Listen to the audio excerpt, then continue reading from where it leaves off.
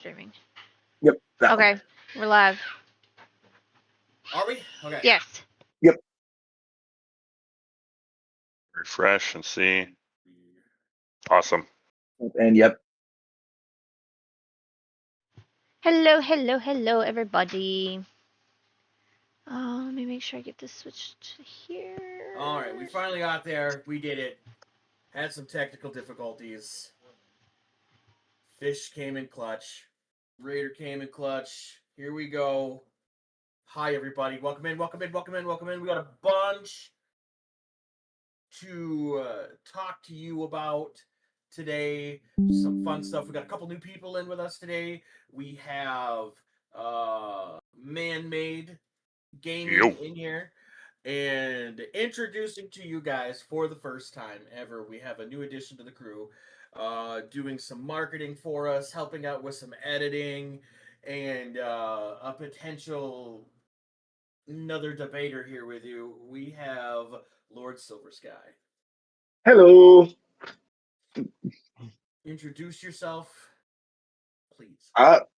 I'm Lord Silversky. I'm an older geezer in my 40s, mid 40s. I have been a comic book anime person for many, many years, but I kind of live on the gaming side, music, do a lot of marketing, automation, and business consulting. So here I am to give the older perspective and get persuaded by Mitty and Raider.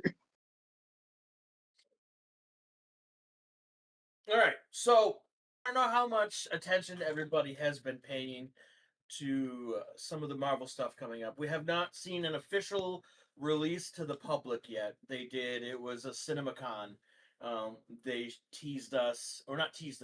They dropped official trailers for Doomsday, and I believe it was for Spider-Man: Brand New Day. I have not had access to that. Not for lack of trying.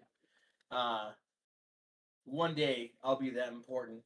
But we're going to kind of speculate a little bit about Doomsday. I figure I'll kick something off, and then you guys just kind of pop in where you think you have opinions. Uh, there's just, I say there's so many, but in reality, there was only like 3 different ways that Secret Wars was kicked off. Okay, 2 of them involved Doom.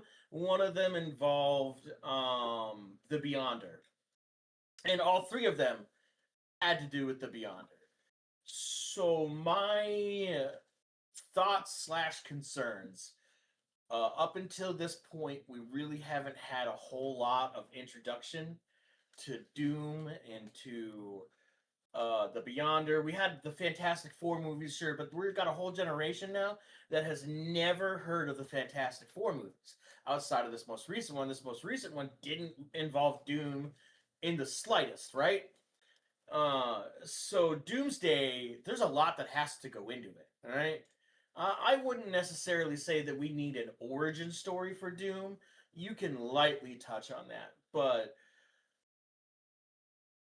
why is it people are to believe Doom is a bigger threat than Thanos? He is. He is. Doom is an infinitely, vastly more immense threat to the multiverse than Thanos could ever hope to be. But how are they going to display that for people in this movie, right? There are 4 trailers that, if you want to go back and look at them, there are 4 individual trailers that lead up to the big trailer that they released at the CinemaCon. You have one that reintroduces Captain America. You have, and there's significance in that. There's one that introduces you kind of to the X-Men, and I really want to know what is it that has set Scott off like that. Because most of the time when you see him in that much desperation with no restraint to his optic blasts, he's lost someone. All right. When he loses Jean or thinks he loses Jean, we have that moment where he looks at Sinister and Apocalypse and gives them the full force of his optic beams. When his kids are taken from him, when Cable and Nate and Hope and look, he has a lot of kids. When they get taken from him, we see him in that mode of desperation. When the fight between him and Wolverine, when Wolverine was drugged and hallucinated that all the members of the X-Men were Sentinels, so he killed all the Sentinels, not realizing he was killing all the members of the X-Men. We see that level of desperation. So for what we see in that X-Men trailer for leading up to Doomsday, like what? Because you see Sentinels in the background. So what happened, right? And that's like huge for me. I've been waiting for X-Men to be done the right way, and my hope is we get it done the right way. Bringing back James Marsden, huge W. I can't think of anyone else to play a better adult Scott Summers than James Marsden. Like he was, it's like Robert Downey Jr. for Tony Stark. Perfect. He was in the OG X-Men, like live action one, right? Yes. Okay. Yeah. Like X1 to X3. He was all of. He's been in all of the original Foxverse ones. And forgive me, I'm gonna get hung up on X-Men a lot because I'm very passionate about the X-Men. The X-Men is what really, really, really got me into comics because it was during a time in my life where I felt outed from everyone else because I'm adopted, and growing up adopted in the family that I had, there was a very small group of people that accepted me as part of the family, and that's what the X-Men is all about, is teaching you how just because someone is different than you are doesn't mean they should be treated any less. And that was a huge that just pulled me in. So the X-Men is my bread and butter. Not a whole lot that you're going to school me on when it comes to the X-Men. So we had another trailer that was for Thor, and I can't wait for this version of Thor. This version of Thor is hurt. He is trying to heal. He understands the threat that is Doom, and it's just the scene that we get of him in the woods on his knee praying to Odin. It's perfect. We have that one, and then there is a Fantastic Four trailer. That Fantastic Four trailer is set in Wakanda. So are we going to get an official? Because I don't remember if Shuri ever was dubbed the official Black Panther for the MCU. I think it would be cool if the kid picks up the mantle, because I believe he does in the comics. He eventually picks up the mantle of Black Panther. Yeah, I do Or believe. or M'Baku, that brief time when M'Baku was Black Panther. He is my favorite from that entire island. So Doomsday is going to be huge, and those are my thoughts on it, and my thoughts on some of the stuff that leads up to it. But I'm going to let everybody else talk now because I feel like I have taken control. So It's funny because you talk about Fantastic Four showing up in Wakanda, and of course, coming from the comic book side makes me wonder because we've got the X-Men coming in, and yeah, we've got no Tony Stark, but are we also looking at the potential of like an iteration of the Illuminati? I don't know, because in Multiverse of Madness they touched on the Illuminati, right? But But not in here's the core universe. That's what I'm thinking. Is yeah. the core universe going, hey, maybe we need one of these? Go ahead, ManMade. No, I was gonna say it's like where it had Reed Richards and Professor Xavier and all of them. If that's the one you were talking about for Illuminati, right? Yeah, For the Yeah. Multiverse Madness? Okay. you can't have the Illuminati without Tony Stark. He's in every iteration of the Illuminati. I don't remember seeing him though inside the Multiverse of Madness.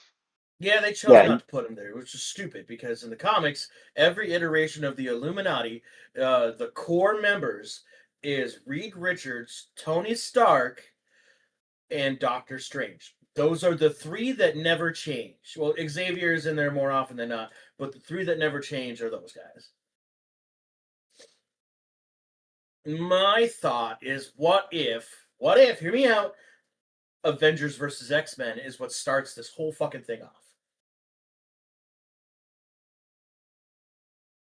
I mean, if they're jumping in, it's going to be really interesting on how they introduce, the X-Men into it, because that can play a huge thing. Because all our standard comic book verses, when it came to teams, is a misunderstanding. That's generally what keys almost all of it off. Yep. And the X-Men coming from another, multiverse into ours creates that. Same with Fantastic Four. However they're going to bleed everything in. Mm-hmm. Raider, do you have any questions, thoughts? So I'm listen, my superhero knowledge is very, very much behind because my kids have been into Harry Potter and things of that nature. So I'm gonna ask some probably stupid questions here, but y'all put up with me anyways. So I've always known Robert Downey Jr. as Iron Man, but he's Doom. Yeah. Two separate universes. No. Same universe. Same universe. The Okay. reason that this works is, for all intents, you've seen Endgame, yes? Infinity War and Endgame? Yes. It's been a very Okay. long time. It's on my list of Okay. rewatching, but So Tony dies. Spoiler alert. yes. Tony dies at the end of, I believe it's Endgame, not Infinity War. It's Endgame. So Tony doesn't exist now.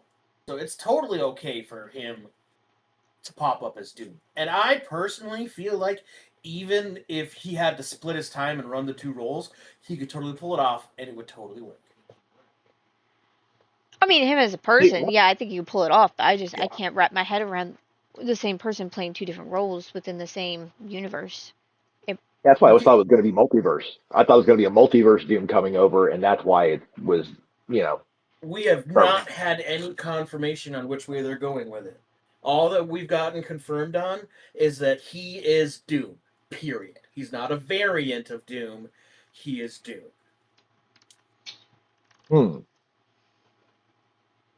And if I remember correctly, I could be wrong, but if I remember correctly, Doom is one of those rare people that doesn't have a doppelganger in the multiverse. There is only one Doom. I could be wrong. I could be very wrong.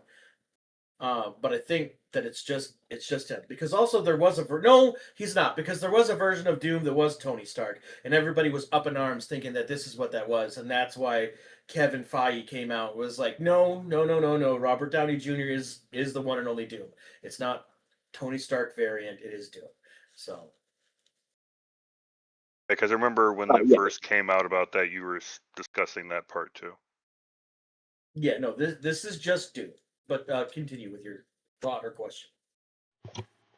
Oh no, I think that's probably what I was mostly hung up on. Like I said, I'm really behind when it comes to a lot of this stuff. I think the last things I watched was probably Infinity Wars. No. I don't know. Because I never watched the Black Panther. So a lot of this stuff I'm very much so behind on in general. All right, let's switch. Let's jump over to because I don't want to speculate too much on Doomsday outside of, I feel like the people that you want to live aren't going to live. If they do the version of Secret Wars that I think they're doing, or if they mix them, you didn't really have a whole lot from the X-Men anyways. Not a lot of them made it, but that's typical for the X-Men. Is they're always going through some huge, horrendous tragedy. If you've watched the X-Men '97 animated series, spoiler alert, but the Genosha incident, because that's what it takes for the heroes to round up together and go defeat the bad guy. Right, if some huge tragedy has to happen, and of course the X-Men are always the victim. So I don't think we'll see a whole lot from the X-Men. I think if we do, they'll introduce new actors playing old characters, right? And I have no idea. I couldn't even begin to speculate on who would pick those roles up. I do know, however, what's coming up next is pretty fucking cool. It has the potential to be amazing because we have Spider-Man: Brand New Day. Well, Um, does anybody in chat have any speculations or questions when it comes to what we've been discussing as far as Doom and what we might be seeing? And while you guys are typing that, I'm just going to throw it out there on the comic side. I feel like it's going to focus heavier around the Fantastic Four. Just if they're doing the Secret Wars that I think we're both thinking, there's very, very heavy influence from the Fantastic Four in that with the Council of Reeds and all that shit.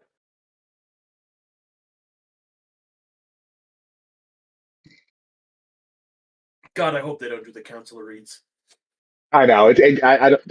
I mean, granted, I know that's a lot of people's fantasy to see that many Pedro Pascals on screen at the same time, but I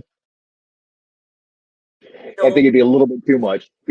The problem is there's only one way to go when you introduce the Council of Reeds, and there is no one, not even in the comic book world, that wants to relive the trauma that was the Maker. Okay, that's true. That is true. The Maker is the pinnacle of the Reeds. All right? The Council of Reeds, Reed Richards goes out into the multiverse and finds different variants of himself and brings them together to help make decisions to save the multiverse, right?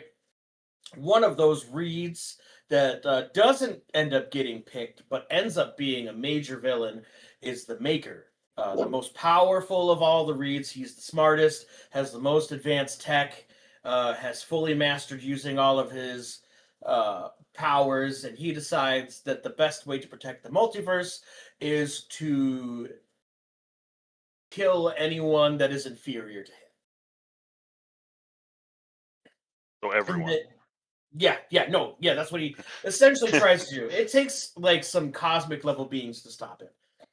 Yeah. And it's funny because they did a similar storyline almost with Gambit at one point.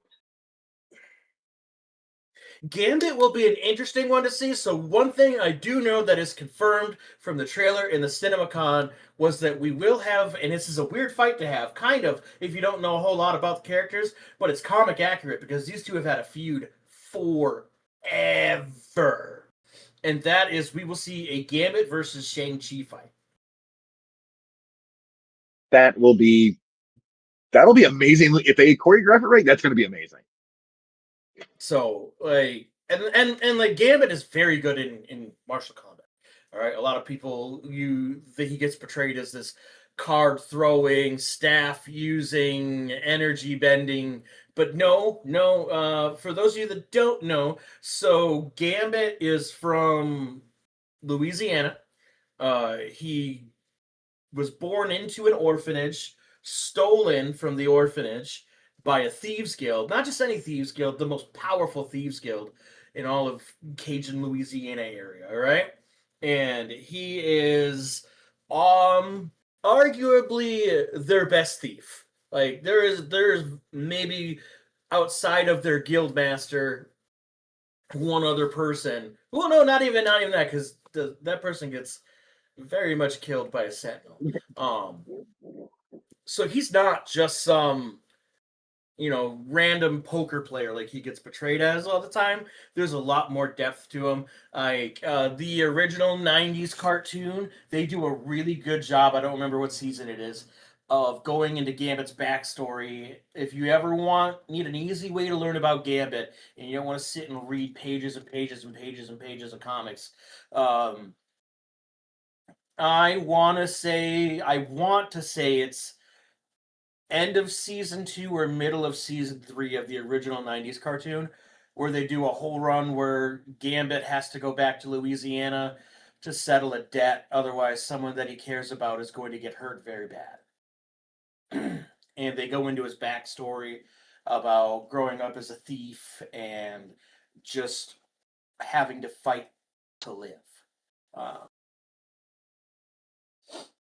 Season Go ahead. Season 2, episode 6, Externally Yours. Yep. Thank you. So, train of thought. But yeah, no, I don't remember what it was with him and Shang-Chi.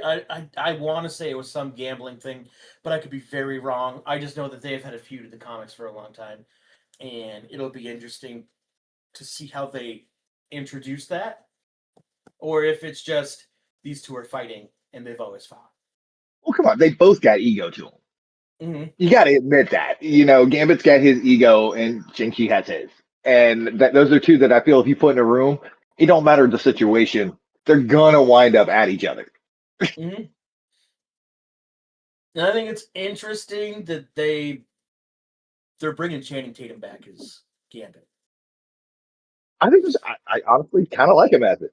I was very hesitant, for Deadpool and Wolverine because I was like, is he going to get the voice? Is he going to get the attitude? And I feel like he did a pretty decent fucking job. Yeah. Well, he learned Creole, I think is what it's called. He learned that. Yeah. For the role, which is great because like original cartoon Gambit, you could barely understand things he was saying most of the time. My only, and it's not even a full-on gripe. So in the one of the first, like Wolverine Origins, I think it is. We meet Gambit in there, and Taylor Kirsch plays Gambit in that. He did a really, really good role.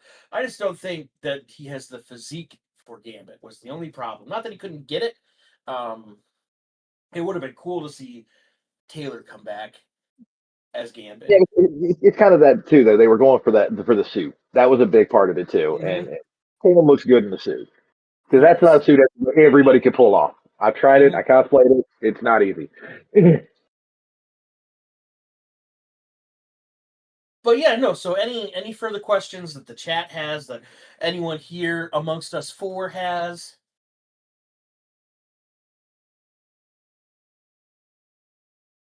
I wonder if we'll finally figure out why Thor is crying. Probably not just Secret Wars. But I really hope it's something like him and Deadpool bonded, and Deadpool stubbed his toe and was really dramatic about it, and then Thor is just sitting there holding him, crying like my poor baby. I could so see Ryan Reynolds really playing into that scene. Mm-hmm. Gets his leg cut off and pretends he's dying, but Thor doesn't know he can regenerate the damn thing back.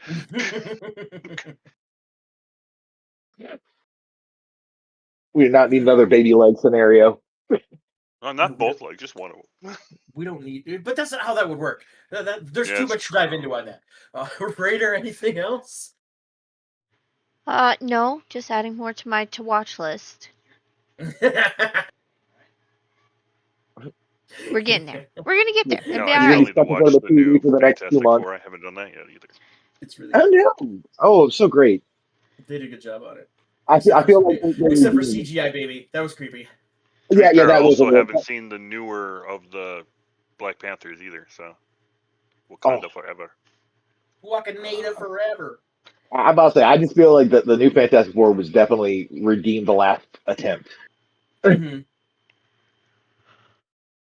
See, if they did the Council of the Reeds that you guys were talking about, I honestly would say I hope they bring back at least the one that was from the first Fantastic Four movies that I watched back in the day when they made, like, I think they only made 2 movies, if I remember correctly. Yeah, the one with Alba. It'd be nice to have him come back as another Reed if that was the thing they were going to do. I mean, if we're going for Reeds that should show up, there's, I can't remember his name, but yes, the one you mentioned, John Krasinski's Reed was a really good Reed. It was an amazing. Oh yeah, no, I actually thought that's who they were going to want to cast it. And they should have. They should have. No, nothing against Pedro Pascal, okay? But we're in an era where it's one of those, oh, everybody loves Pedro Pascal. Stick him here, stick him here, stick him here, stick him here, stick him here, stick him here, stick him here, stick him here. Stick them. We copy and paste them in, and we're guaranteed viewers. That's really what it felt. Yeah, I think the last Fantastic Four I watched was the 2005 one. God, was that the one with Michael B. Jordan? 2005's Fantastic Four, I think, was the no. That's it. That was in 2005 teens, would have wasn't it? been, yeah, the last one that was like Fantastic Four with the four in it, was mid 2010s, something like that. Okay, yeah, no, I remember, 2005 was the one with the read that ManMade was talking about. yeah, with Jessica Alba. That's how I always remember it, Jessica Alba. Because yeah, I remember that one in theaters and had a long conversation about how their psychology affected their powers. But that's a whole different conversation. How do you even say this guy's name? Lone Grufford, or is it what? From the 2005 Yeah, one? yeah, Lone Gruffud was Reed Richards. I have to see the spelling of this. Like Lone, like he took out a loan. Well, I don't know. Is that an L or an I? See, that was my question. Yeah, it's like is it one of those weird ones where it's like technically Ian, like the O is silent? Right. All right. But let's move forward. It's an I. It's an I. You know, wonderful. See, fuck the English language. I Owen Gruffud. Spider-Man Brand New Day. I'm going to throw my one thing about it, and then I'm going to let you guys navigate the conversation. They have a chance to give us one of the most heartwarming and emotional scenes in a majority of the Spider-Man comics. They have a chance to give us the Banner forget, but Hulk never forget Peter. Give me that moment, and I will forgive everything that you have done with Spider-Man in the live actions. I'll forgive it all. I'll let it all go, and I'll be happy about it too. All right? So long as you give me that. You guys kick this one off. Okay. I've got one thing to point out about that. And I do hope it happens. But isn't Banner and Bruce now merged together, like as one now? No. So it's only Banner's mind and Hulk's body at the moment? No. So think of them like this. It is two separate beings that habit the same body. They both can... Well, no, I know that. Well, but that's just what it is. It's not, here's Hulk's body, but Banner's brain. Hulk because is... the last time we saw Hulk, that's exactly what it was. It's like you had him as the big, bulky guy, but he was talking exactly like Banner. So and I don't say this with disrespect, I say this with much love, but to simplify it down for people, sure, that is how you could put it. But it is much more than that, because Hulk himself is not some just random mindless brute. He is the same intellect as Banner. We have seen this in the comics, but to keep it simple for people because of how complex it is, because in the scene where we see this, it shows us effectively that there are two separate entities within the same body.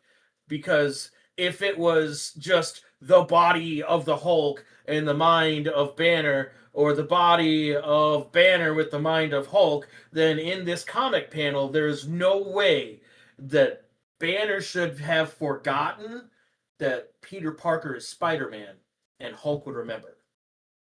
Well, and if you just want to go by the movies, think about the factor of when he's literally having the conversation with the Hulk when he's trying to Hulk out, and Hulk is talking back to him. Yep. In his head. So it's like two brains, one body. One is dominated at a time. I also know that, yes, the Hulk can have the same brain power as Banner from a few, like, Hulk animated shows and all that stuff as well. Mm-hmm. So.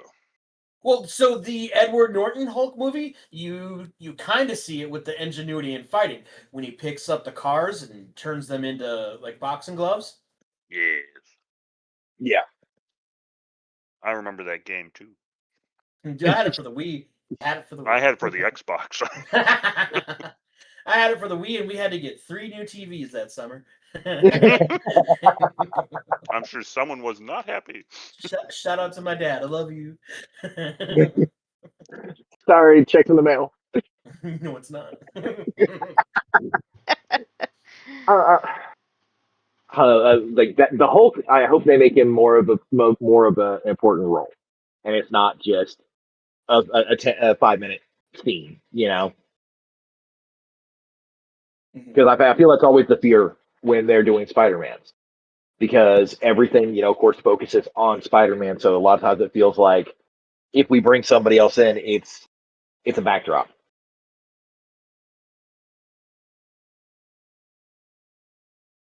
I don't know. I think Bruce is going to be used as a replacement Xavier because, and for those of you that want to get caught up and not have to do a bunch of reading,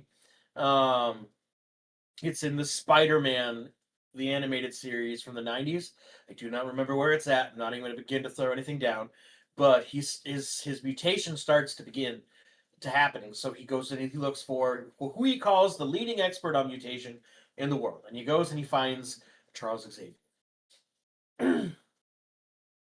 So it would be a huge leap to think that Xavier is going to be in Spider-Man Brand New Day. They have given us Banner, who is arguably up there in the top 3 smartest people in the world, right? So I think that's what Banner is going to be, is the replacement for Xavier. And if you do want to get caught up, it's Spider-Man the Animated Series, Season 2, Episode 4, The Mutant Agenda. Thank you. I think that's Banner's role in all this, which would mean he'll show up frequently, but it won't be anything big. We won't see the Hulk. It's just going to be Banner.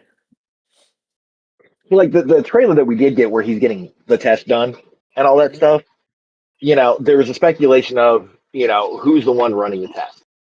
And some people want to say Reed, some people are saying, Banner.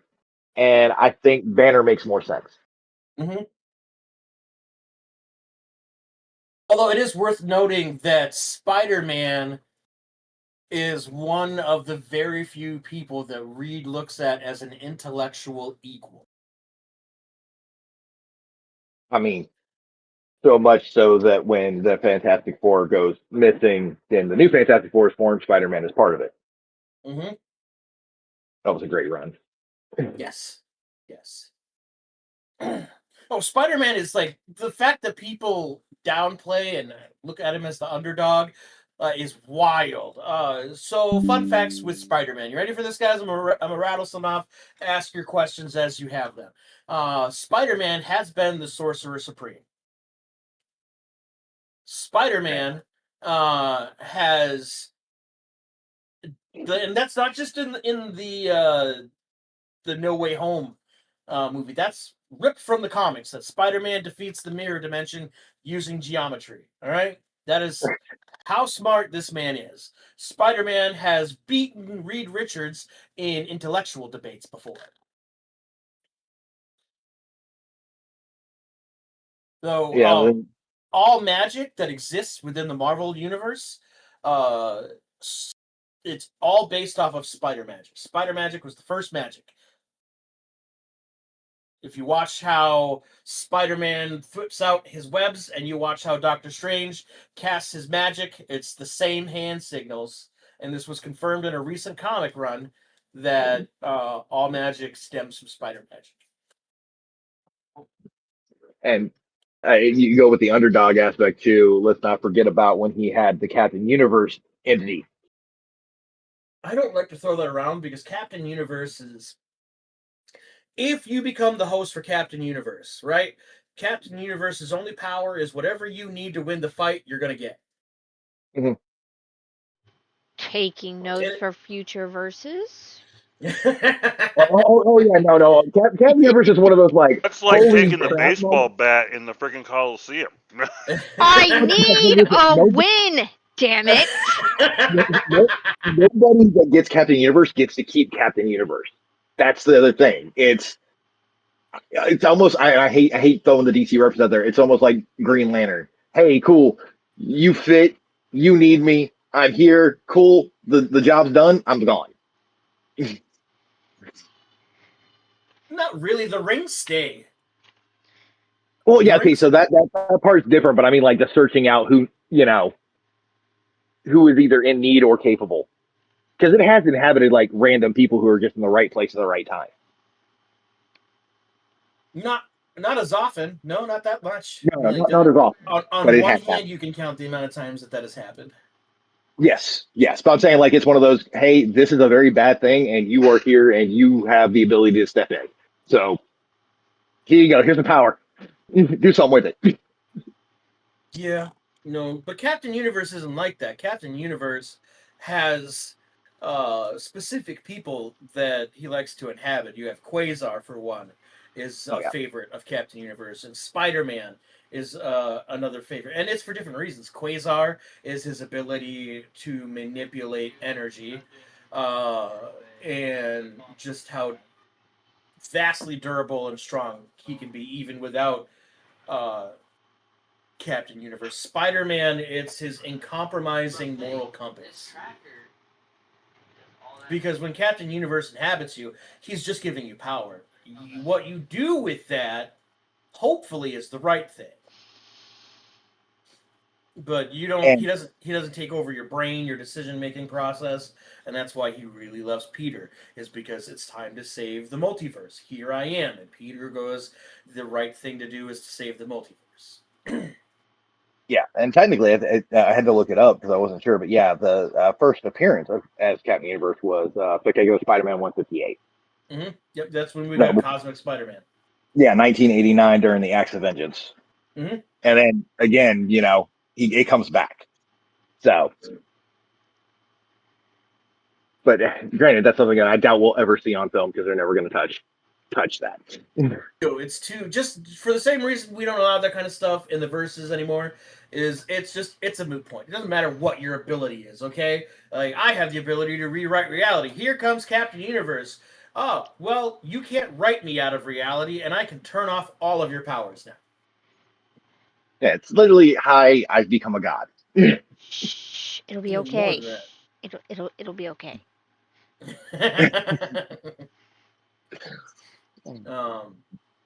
I don't think we're gonna see a Morloon in Spider-Man Brand New Day. I have a hot take though. I have one that not a lot of people are gonna be able to get behind, and there's even more people that will probably get mad at me for wanting this. All right, but I recently tried to watch the entirety of Kraven, and I couldn't do it. All right, it was so bad. It was so horribly bad. All right? I haven't started it. I haven't even started because I can't. Oh, they give him magical powers. That's essentially how they explain all of his abilities. Is magic lion's blood, which is stupid. It's dumb. It's not how that works. But I think if we're gonna do a spider totem thing, which is what this kind of feels like, it makes no sense to have the hand jumping in if we're not touching on spider totem at all. And if we're doing that, maybe instead of having Morloon be the one to run everything, I would love to see Kraven. Maybe not that Kraven, but I would love to see Kraven be the one to have rounded up the hand to use them, because that's a thing he would do, is manipulate someone to help him take down his prey. Listen here, they're gonna hire the Punisher to chase down Spider-Man and kill him. That's exactly how it is. No, because we already have the Punisher part of this. We know he's gonna be in Brand New Day, and if it's like the comics, they make a pact, right? So Peter goes to the Punisher and is like, "Look, I have these changes that are coming, and I don't know if I'm going to be able to stop myself from hurting people. So if I full on change, I trust you to do the right thing." If I remember correctly, didn't the Punisher actually try to hunt him down before that pact happened too? Yes. Okay. I just want to make sure that I did remember correctly. Yes, but in the trailer that they already dropped, it's kind of like they're friends but not friends. So we'll see how that goes, right? Who do they have as the Punisher? Is it the one from the TV show, or is it not the TV show, but Netflix show? John Bernthal is the Punisher. Marvel has settled on that. He is the Punisher. Is it sad that I want Thomas Jane back? No, because he was pretty good, but no, he couldn't pull off what we needed right now. So he just couldn't do it. He did not have the grit for it. All right.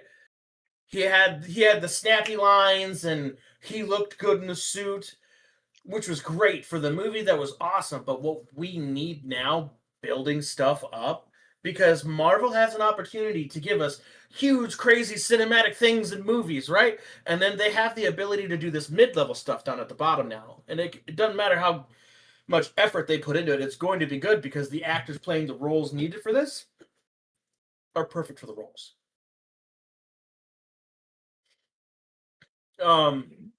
Speculations, I think we see Daredevil in Spider-Man Brand New Day.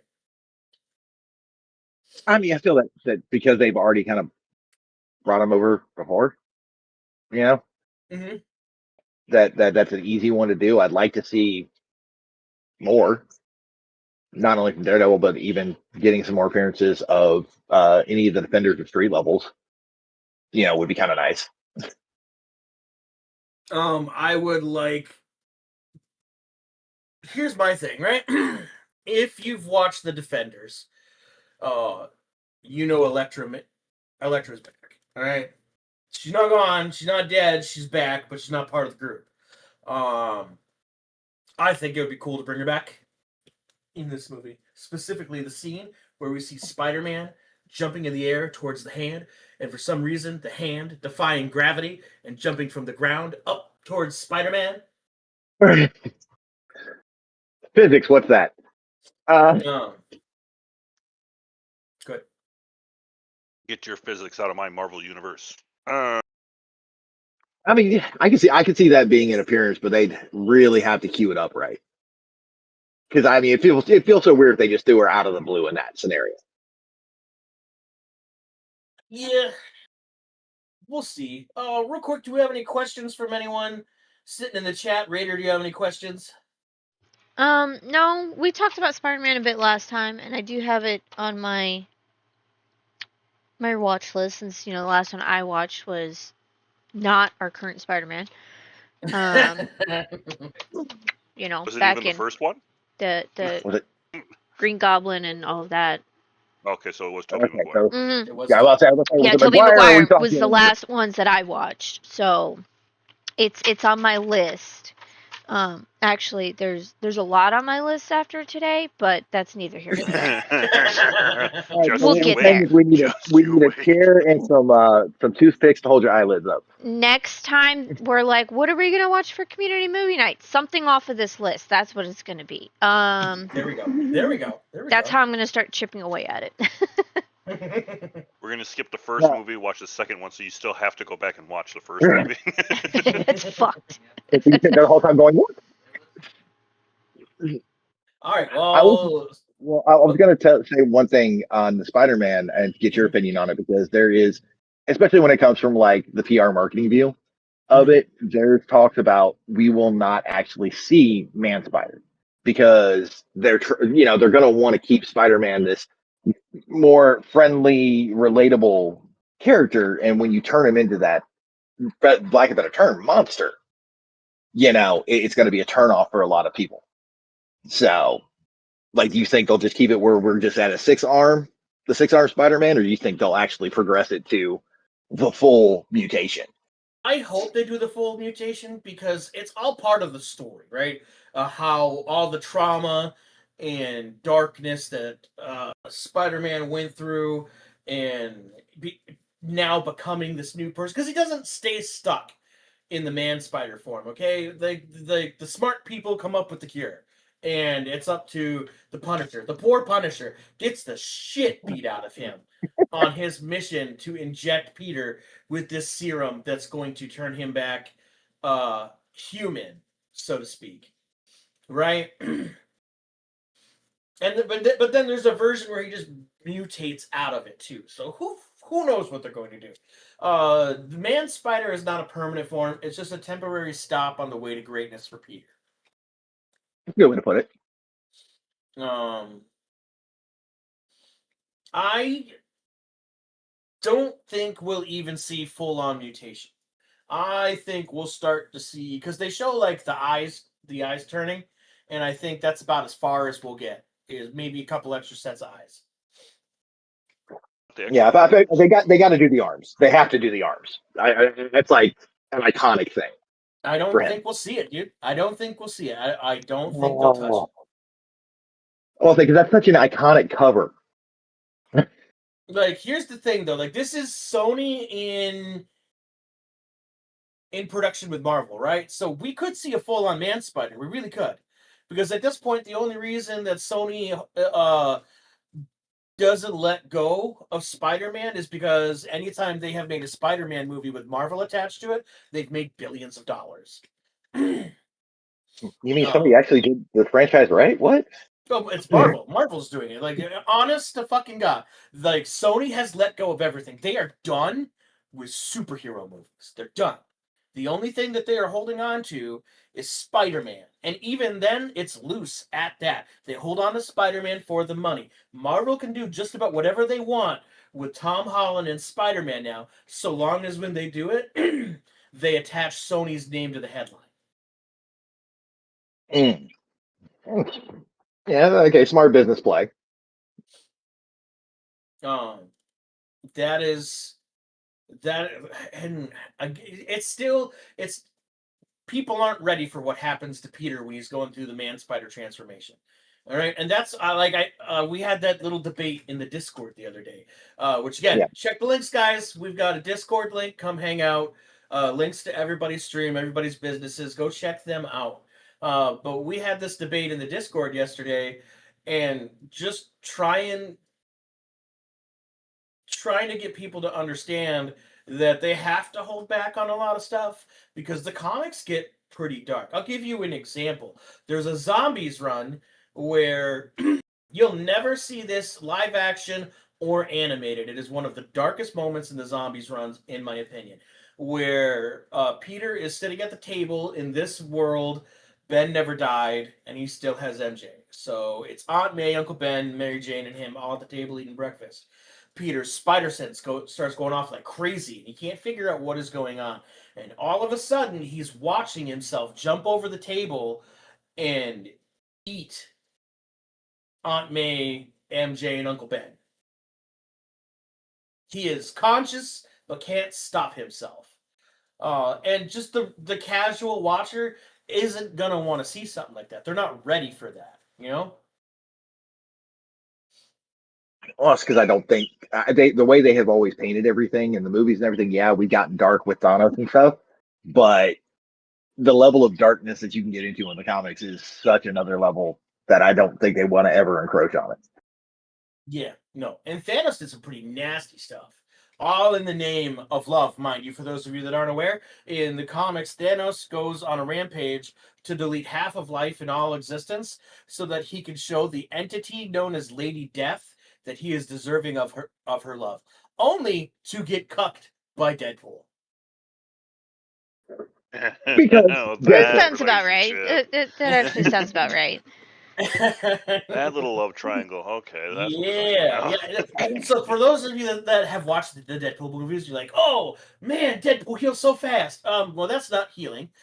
He's been cursed with immortality. He cannot die, period, at all. Cannot. Thanos cursed him. I didn't think he got cursed in the movies, though. Like so far that have happened for movies. Well, so they didn't establish the curse in the movies. In the movies, they established it as a mutation that he got from getting injected with a hybrid serum that had Wolverine's DNA in it. Did you not know that, Mishi? And so what essentially happens is Thanos. What happened in the comics? That part I did know. Thanos finds out that Lady Death is in fact in love with Deadpool and has told Deadpool that the only way that they can be together is he has to die. So right on the verge of passing over to the other side, Thanos appears, looks at Deadpool, and curses him and says, "If I can't have her, you can't have her." Actually, if I remember correctly, too, they touched on it in the video game too. Yes. Yeah, they did in the video game. Yeah, because he ran into Lady Death and they talked. So I'm like, ew. Yeah, I think you got to really sit that conversation through. So I remember that was like almost like a 10-minute combo between the two of them. So if you hit skip, you missed a lot of great info. God, I need to play that game again. Oh yeah, I still got it. Yeah, so if we don't have any more questions or comments, we're going to jump over to our next subject. And I know a certain someone in the group that has a notebook with questions and comments. What? Whoever could that be? as I hear the And you paper shall moving in the receive background. the info. Shh. Now for the reason why I am I don't know what here. you're talking about. And now we're getting Okay, the thing that's that I don't know about as much. Now I don't have to So, type. Now I can just say. well. So now we're on to Bleach. I watched a good bit, I think, from the last time that we discussed Bleach. Had some, I still have parts where I'm confused on when it comes to Ichigo's dad, because we get introduced to him as a Soul Reaper. Apparently, he's been a Soul Reaper. Obviously, he knows that his son's a substitute Soul Reaper at this point. Why the fuck is Kisuke the only one who knows that he's a Soul Reaper? Like, how does Rukia and, like, I don't know, any of the other 15 fucking people that are now hanging out in the human world not know that he's a Soul Reaper? I have the answer for this, but unfortunately you haven't watched far enough. Damn it! It is in 1,000-Year Blood War Of course that you'll it is. find all of this information. I I don't want to be a spoiler for Okay, you on that one. so for context for you, I am at the point where Orihime was just taken. Okay, so you are like pretty much in the Iran car kind of a Yes. of it. Motherfucker, can you say that for me one more time? Hold on. What's that called? Car. A rain car. A rain car. A rain car. Yep. So she healed Ichigo, and then she leaves, and Ichigo says that he wants to go and get her, and he gets told no. They send Byakuya and what's his face?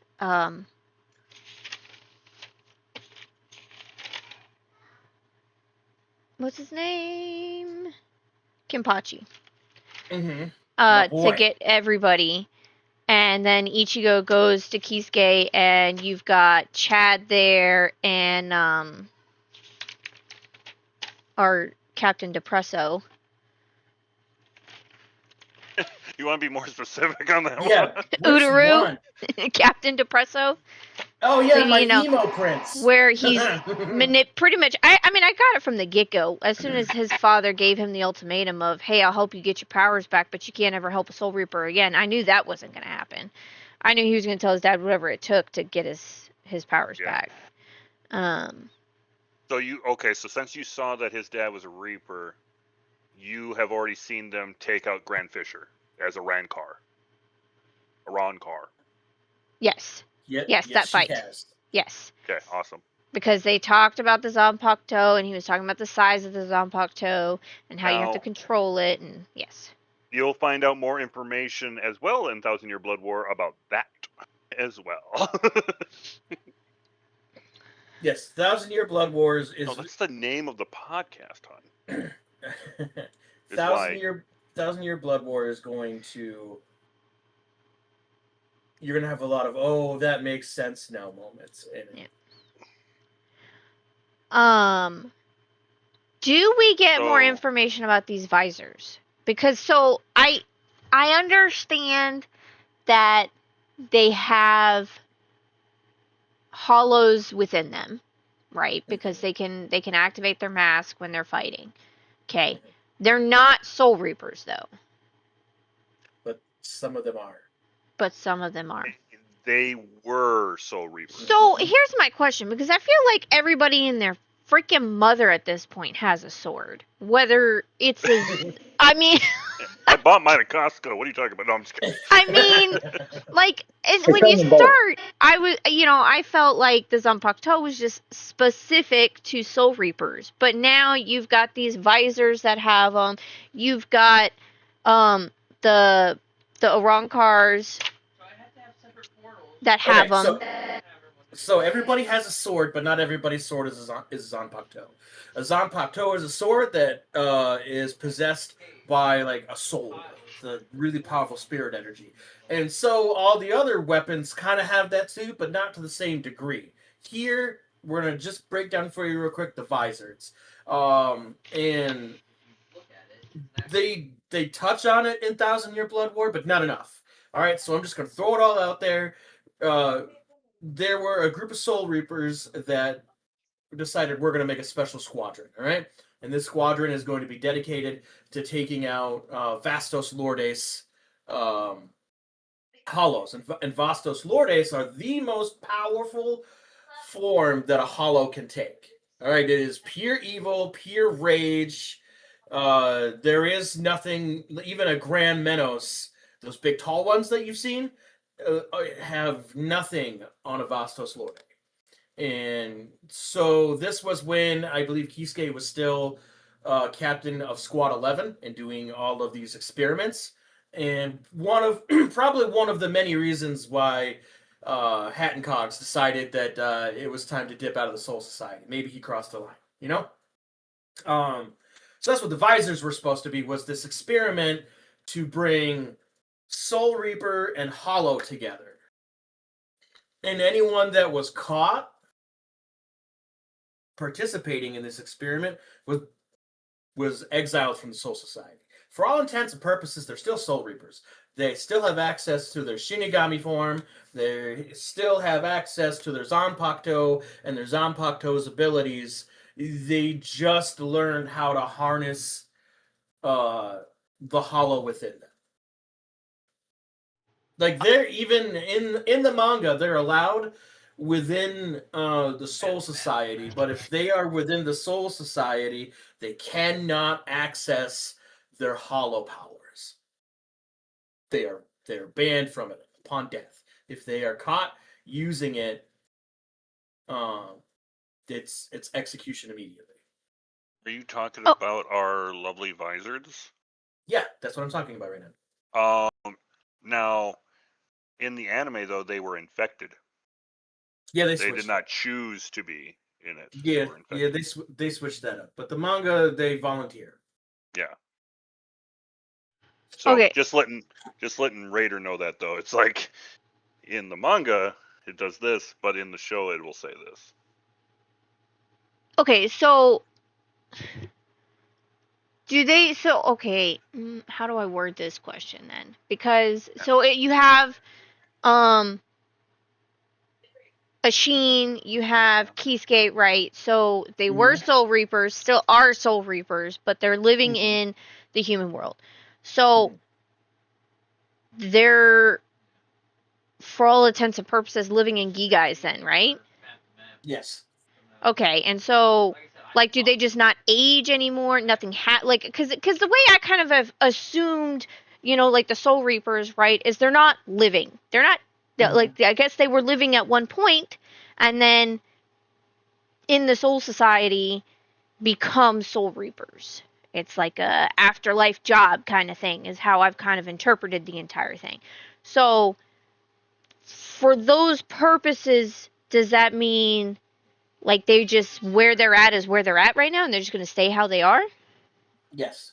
Well, with the exception of one.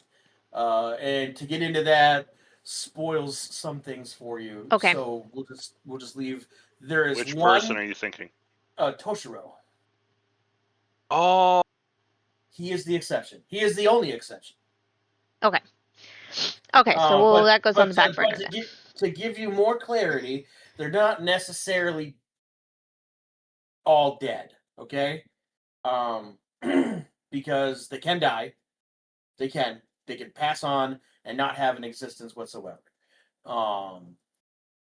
So think of it, for those that become the Soul Reapers, their spiritual pressure was so powerful that they were able to maintain a somewhat physical form, because we don't see them with the ability to pass through walls in the Soul Society. Right, yeah.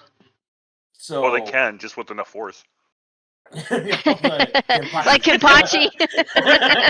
Trying to run there's around the also that. maze that is the Soul Society. That's my favorite thing, because in that moment, all the other captains were like, "We must defend the Soul Society," and then you have Kenpachi, smash, smash, smash, smash, smash, smash, smash, smash, smash. I'm going to get to the enemy direct path. But the simplest way to explain it to you is they're dead. But the technical is that it's kind of like a middle point. All right, like think of it as I'm a soul and I'm trying to repent. I'm trying to atone for something. I'm trying to finish whatever it was I was doing when I was alive, kind of deal. So okay, so with the discussion of the viruses and whatnot, we have Ichigo when he is fighting with his whole hollow side, and I've got some notes in that area because we again have that reference to his hollow self calling him king.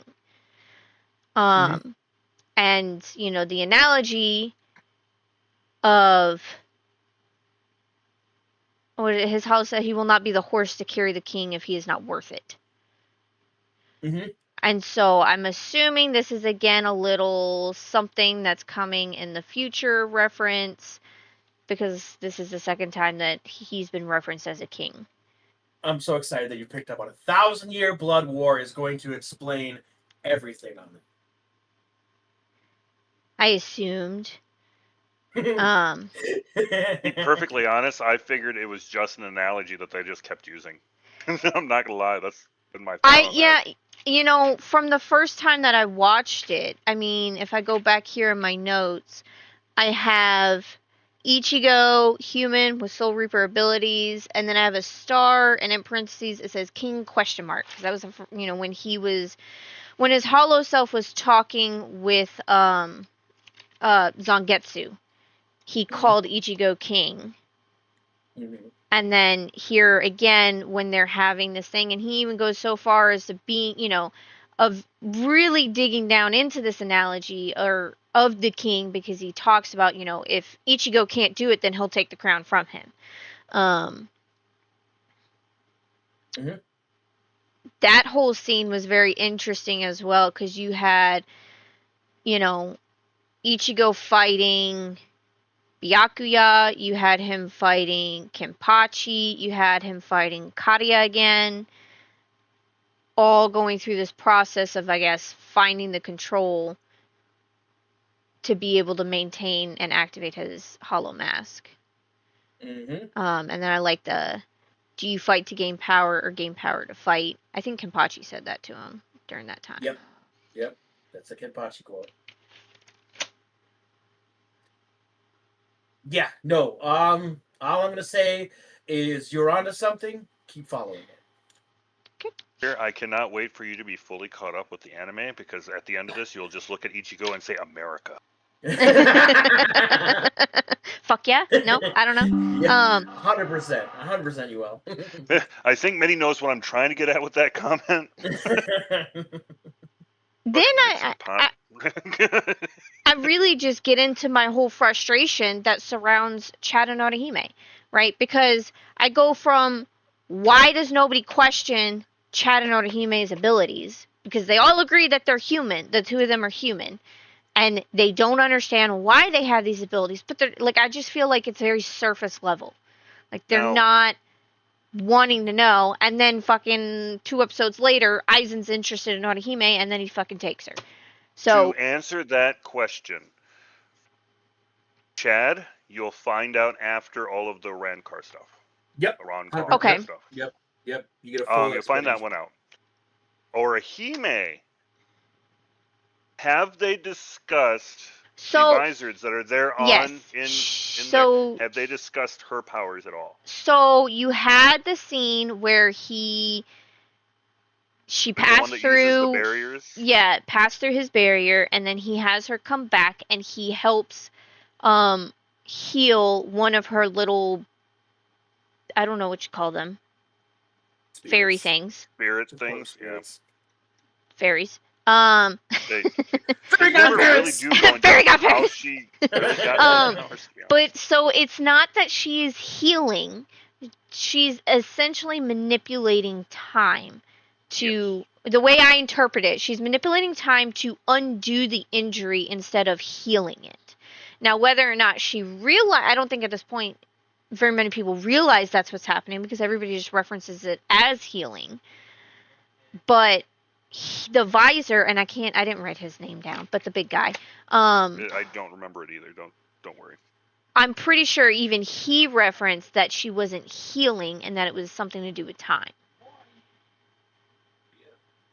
I can understand why Eisen might be, well, he's just a bad person. So I'm sure there's something he wants to do I was gonna say with it. Oh, hell, Josh Groban.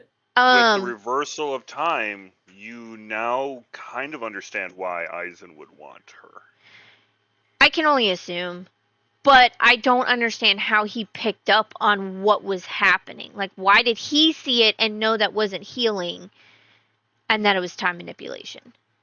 Okay, so a couple things here. Evil scientist. Pause for a moment here. One, the most important thing to keep in mind where you're at right now is Orihime is bait. It has been shown multiple times that Ichigo can keep his cool and keep his focus up until the point something happens to Orihime.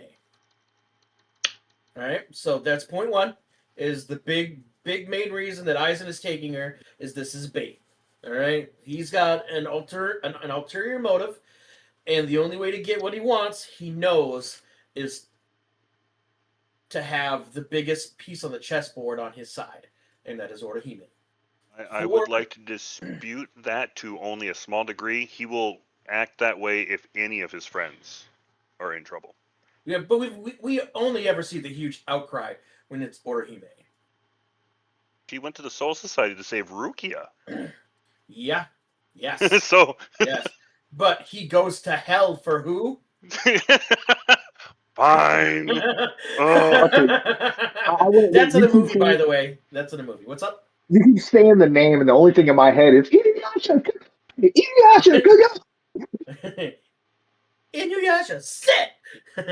Oh, I love that. I think that, mind you, that's the very first anime that I ever watched. I watched that way back yonder, right?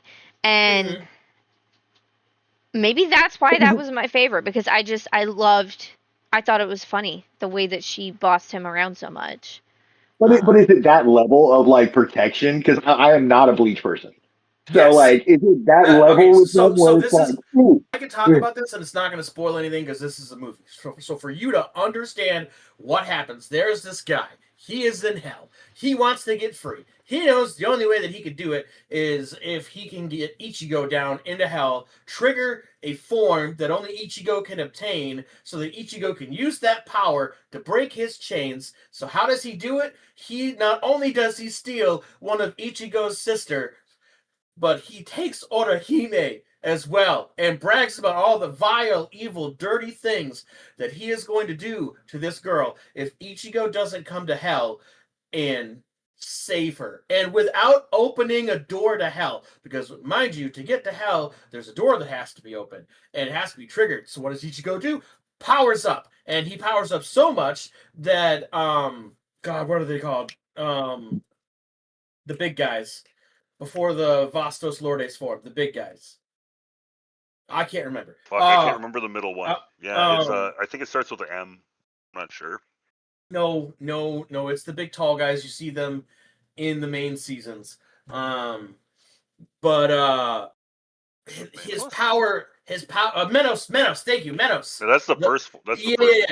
Yeah. So he powers up so high that it summons a bunch of Menos Grandes, and he is able to use enough power to kill them, which forces open a Hellgate, which allows him to go down, and he goes to hell and almost destroys hell because it appears that Orihime is dead. Okay. Like, this guy's like, oh, my chains are free. And then he looks up and he goes, that's a really big laser. And then he looks up again and he goes, oh shit, that really big laser's coming at me. And then he gets fucking deleted. Fucking Alt deleted. hell says, And then what should be impossible, because once you're in hell, there should be no way out of hell, right? With brute force and Orihime in one hand and his sister in the other, fucking smashes his way out of hell. Okay, I might have to actually give this anime another chance. Now, to be fair, though, we are talking about a movie for this one. Yes, yeah. The show itself is really good, but the movies they really let loose in the movies. You really see Bleach to this day is still one of my favorites. Yep. It was the thing that got me into anime as well, besides Naruto. Same. Bleach earned its spot in the top 3. Yep. Okay. I'll say, this is, Naruto. again, I haven't watched any watched since I was a kid, so I would go as far as to say this is the first anime that I've really watched outside of course, like Pokemon and things like that. And I'm enjoying it. So it's been a great, I guess, starting point for me within coming into this world. I think the only other big thing that I had written down with where I've gotten so far is us finally seeing, well, I guess not really, but sort of seeing Kisuke fight. The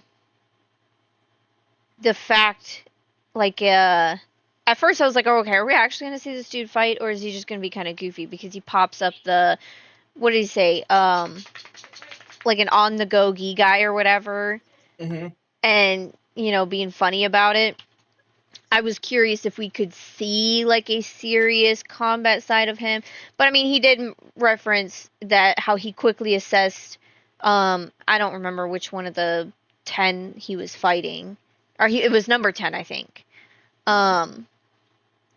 He assessed his opponent's reishi and muscles to be able to quickly counter whatever moves that he was going to be making. So, we definitely see that Kisuke's combat abilities are there, even though he comes across as this goofy hat and clogs guy. So now, this is a question for Mitty. I've got where she's at the moment. Does she know about Kisuke's background? Not yet. Not to this fullest extent. Not till later. Damn. But because I would definitely point out to you if. Without spoiling, I got this. I can do this without spoiling. Okay. There is a tier list for the most powerful Soul Reapers in all of the verse. That's not just captains. That's in general who is the most powerful. Okay, we're not counting the stuff that you see in 1,000 Year Blood War. We're gonna leave those guys out. But right at the moment that you're at right now, the most powerful Soul Reapers, you have head captain Genryu Yusai. You have Ishin. You have Kisuke. That's it. That's top 3. That's your top 3 most powerful. In terms of combat effectiveness, it's Ishin and Kisuke are the most tactful thinkers. Like, if you're playing checkers on the battlefield, they are playing 4D chess, and they've already won. They're just waiting for you to catch up. Would like to dispute that there are 2 that are probably slightly higher than Ishin, especially, and that would be. All right, let's have this debate. All right, Shinri Kuraku. No. Explain. One of the first students of Mr. Yamamoto himself. He is, of course, well, later on, what we find out too, which I'm not going to spoil. Yep, I'm talking about right now where she's at. So right now where she's at, we don't see this guy do anything ever. That's true. Okay, if you go by that aspect, then yes, I do have to agree with what you said. Yeah, for where she's at right now, we're not talking later on down the road, a few seasons later, and we're not talking 1,000 Year Blood War. I know how strong that guy is, but for the moment where she's at, to help her understand more about Kisuke, and I can talk about this because they don't ever mention it outside of the manga. Probably hands down the most powerful Bankai goes to Kisuke. I don't think I've ever actually seen his Bankai. He is one of 2 Bankais that warp reality. Oh, just like, no, maybe not like Aizen's. No, because that's we'll And get that's into not that even later. his Bankai. I think that's just Yeah, his Shikai, if I That's just remember his correctly. Shikai, but we won't get into that right now. Yeah. Because I don't know if that's been revealed to her yet. I don't think she's at the point where he reveals the secret technique to his Shikai. Oh. But he is Kisuke's Bankai is so powerful he's forbidden to use it. Period. There's another guy who his warps reality to the point to where right is left, left is right, up is down, that down guy. is up. His is banned only in the Soul Society, right? And then there is Kisuke, who is banned from using his Bankai anywhere. If that helps you read. And then the other one that I was going to say was Squad 4 Captain. Anamura, I think it is, or something like that. Just because of her badass healing abilities. Oh, Unohana. Unohana, there we go. I was like, I So have here's this the feeling thing. I said the wrong name. At this point in time where Raider is at, the list is what it is. And you can argue it all you want, but the facts are the facts. We don't see any true use of Unohana's powers until you get there is 1,000-Year Blood War, and then there's the filler arc where the Zanpakuto come to life. I thought they showed off her like healing ability like pretty well. I thought it gets showed off in that. Yeah, I think I've only seen her briefly, and that was during what was supposed to be Rukia's execution, and everything goes to shit, and she's on that giant like manta ray thing. Yep. I think that so far is really the only instance that we've seen much of her. Otherwise, her telling people where to put injured people during other altercations. And you won't see much outside of the movies and this one filler arc. It's not until 1,000-Year Blood War that she reveals who she is and what her powers really are and all that stuff. I thought of another one, but yeah, we haven't. Where she's at, she hasn't seen much about them either. So in the grand scheme of things, in the most powerful, Kisuke probably makes the top 10 if we're going with the absolute most powerful. All right, but we are not there with her yet. In this current moment. But I'm kind of surprised you didn't throw Aizen, though, still as one of those. No, because even like in the manga, not in the anime so far that I'm aware of, one of the things that is stated is Aizen would like to avoid a fight with Kisuke Urahara as much as possible. All right, and if I do remember that. Yeah. And if Aizen is saying that he doesn't want to fight someone, then you need to really take a look at that person, who he is, who they are, what they're about, because, and this is my other point here, nothing happens within the Bleachverse, anime or manga, that Aizen doesn't know about, that either he didn't know it was going to happen or he didn't orchestrate it, okay? Does that make sense? Yep. Yeah. Raider? Yes. How about you, Raider? Yes. So Aizen is, think of him as a puppet master, right? But his puppet is the universe. Whatever happens is either done by him, done for him, or he allows it to happen. Oh yeah, I've already seen some of his manipulation with even people who are supposed to be within his quote-unquote inner circle. I mean, even within the 10, letting him think that he was actually taking the Hogyoku,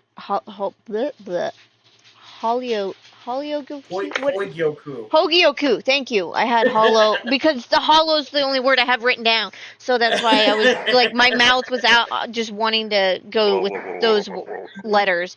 Hogyoku, yes. Letting them think that they took the Hogyoku and basically all of them getting fucking demolished. After the captains and lieutenants are given the okay to use the full extent of their power in the human world. Which is a huge thing, by the way. like to be told you have the green light to use the full force of your powers means that the opponent you are up against they're not some pushover. That if you Right. don't fight to your full potential, you are going to die. Oh, yeah, because they were all in very, very rough shape within that first interaction that they had with the Arankars. Mm-hmm. And the odds were looking against them. And then,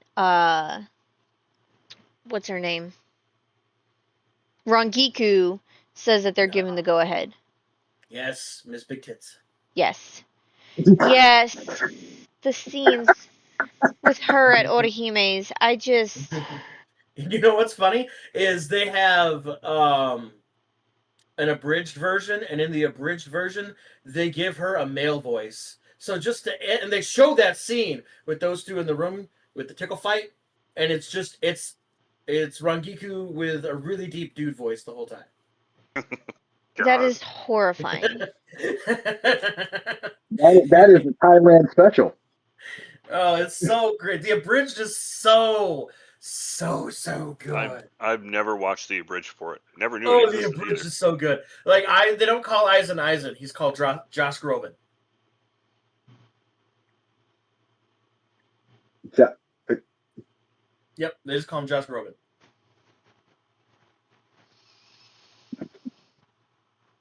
So, all right. But continue, Raider, sorry. Oh, no, I think that's really all of the big stuff that I had written down from where I have gotten. I obviously know that there is more to come, with Ichigo and his hollow self. I feel like we're just starting to dip our toes into the abilities that he's going to have within gaining control over that side of himself. As of right now, nobody seems to be questioning it, but, I feel like Rukia is going to be on his ass about it at some point. Mm-hmm. We start finally seeing Rukia with her powers back. Yep. Finally. Where she just, what is she, freezes an entire area ground to air within a circle? Mm-hmm. Cylinder. Yeah. She is, to help you understand so that you're not looking at this from oh, wow, this took her so long to get here, blah, blah, blah. Maybe she's not that powerful. She is one of the most powerful lieutenants out of all the squads. It was the gi guy that Kisuke had given her because it was also housing the Hogyokyu. So I understand, I never doubted that she wasn't powerful. I always assumed that there was just... Once we found out that that's where the Hogyokyu was, and it made sense to me. Maybe I don't fully understand the whys of it, but my brain said it made sense that it took her a long time to get back to having her abilities. I'm just saying this is probably the first time that we're actually... that wasn't Bankai for her. That was Shika. Shika, yeah. So... Her Bankai is scary. I like Toshiro. I like his. Hitsugaya. I like his because it brings me... And did I watch Yu-Gi-Oh? No, but I get Blue Eyes White Dragon from his little ice dragon form self. That's every time he does it. That's what pops into my head for some ass reason. And Fuck you, Mitty. Fuck you. My little nerds. But the funny thing is I've never watched anything to do with that. The only reason I know what the Blue Eyes White Dragon is because my brother had the cards as a kid, and he had 5 of them, and I took them because I thought the dragon looked cool. That's the only reason I know what that is. But that's the vibe I get every time. Do you still have them? Oh, no. Raider, the amount of money I know. you let go. No, it wasn't my fault. Okay, my mom and my stepdad divorced. All of our shit was in a storage unit up where he lived, and he didn't make the payment, so it got auctioned off. I had binders of Pokemon cards, binders of Pokemon cards. I had porcelain dolls. I had, this is off anime topic, but you know how they do the yearly Christmas Barbie? I had every single one of those from the year I was born till that point, which was probably like 2008, 2007 maybe. Still in the box. So yeah, somebody made off very, very well from my ex-stepdad not paying that storage unit. And this is So why storage units are bad, people. yeah, right. Bam, Because I lost all my Star Trek signed memorabilia that way. Yeah. I am super excited for your journey into Bleach. Same. When I first talked to you about going to watch this, I didn't think you were going to make it past the first episode. So the fact that you're liking it as much as you are, hell yeah, that's awesome. Because this anime, getting into it the way you are, like there's a bunch of other stuff that I can show you after this that it's not going to be such a struggle for you to watch because you'll understand how the power system is set up in animes like this. You'll understand plot points. Like you'll be able to see this thing is confusing now, but hold on, maybe in a couple episodes or maybe later in the season or the next season, they're gonna fucking hit me with it, and I will. It'll all come together. Yeah, can we just talk about how what's his name? Grinjaw? How the fuck does his shirt stay on when he's only got one goddamn arm? It's completely split open in the front, so it's not like it's buttoned.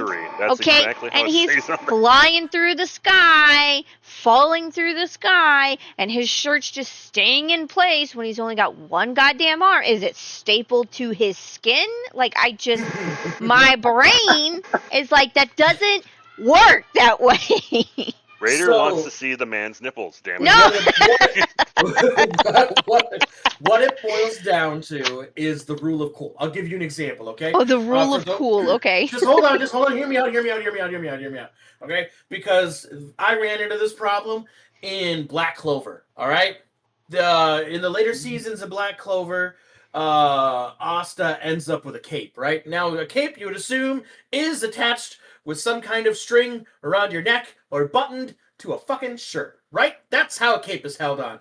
No, it is not, because in Black Clover, Asta's cape is held on by his nipple. I'm sorry, wait. The only thing... I lost my Clover, and I don't know. You're not caught up then. You're not caught up. You're not caught up to the newest stuff.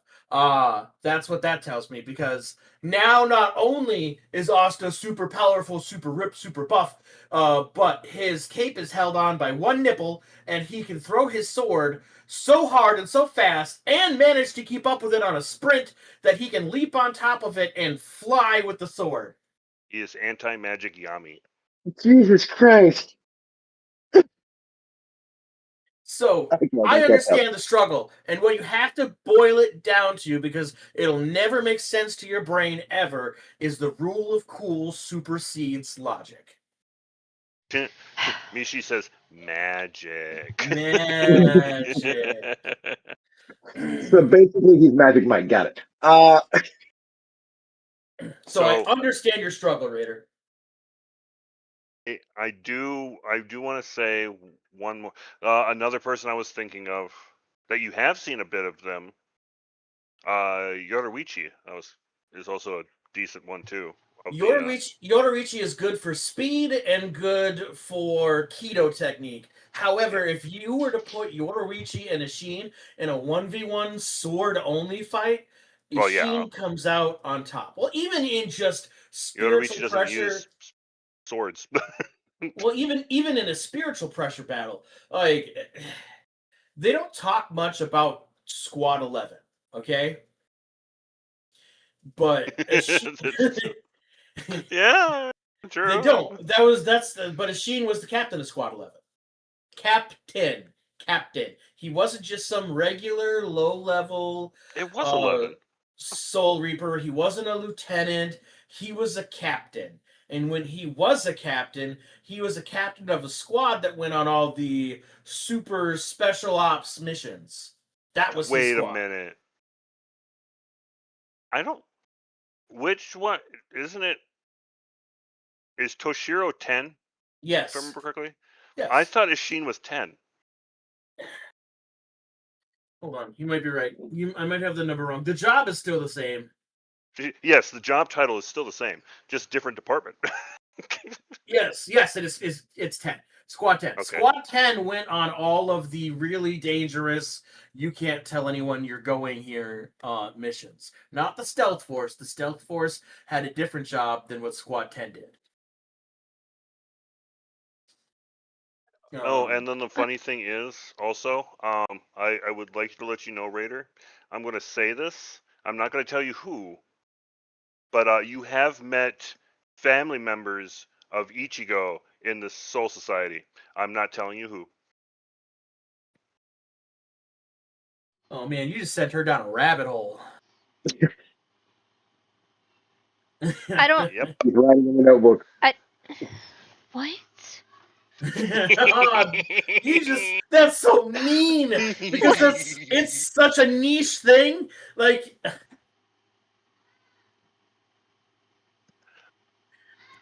I had feelings and like thoughts, and then finally when the time came when they said it, pretty much I'm like, I knew it. I fucking knew it. Well, like, because I can't even try and use, like, genetic aspects, right, to try and determine this. Because Ichigo looks nothing like the rest of his fucking family. That's true. He's the only one with orange hair, pretty much. Yeah. Oh, no, him and one of his sisters, I think, have different color hairs, if I remember correctly. The youngest sister. The youngest is, yeah, but it's not orange. She's more of like a... No, it's not orange, but it's blondish still not brown. Black. Yeah. And the only other person that has orange hair right now is Orihime. That's true. But she wasn't part of the Soul Society. Right, yeah, no, obviously. So, now I'm gonna spiral, thanks. I did have, okay, so, when Toshiro was talking to Captain Yamimoto, okay. Yep. We see Yamimoto. What? We see Momo again. Mm-hmm. And she has this spiral moment where she doesn't want them to kill Captain Aizen. Is that something we're going to continue? Like, are we about to have heartbreak when it comes to Momo? Oh. I don't want to break her heart for this one. Someone else do it. You're going to make me do it? Yeah. She's going to do something stupid and end up killed. Like, that's the vibe that I'm getting. She's going to want to protect Aizen even after all of the dumb fuckery that he's done. You're going to see something later on in the... Do we just rip the Band-Aid off for you now, Raider? I don't know. How close am I to the Band-Aid being seen? Yet. Just when the moment comes, have a tissue on standby. And in the wise words of anyone that's ever watched Game of Thrones, never get close. God.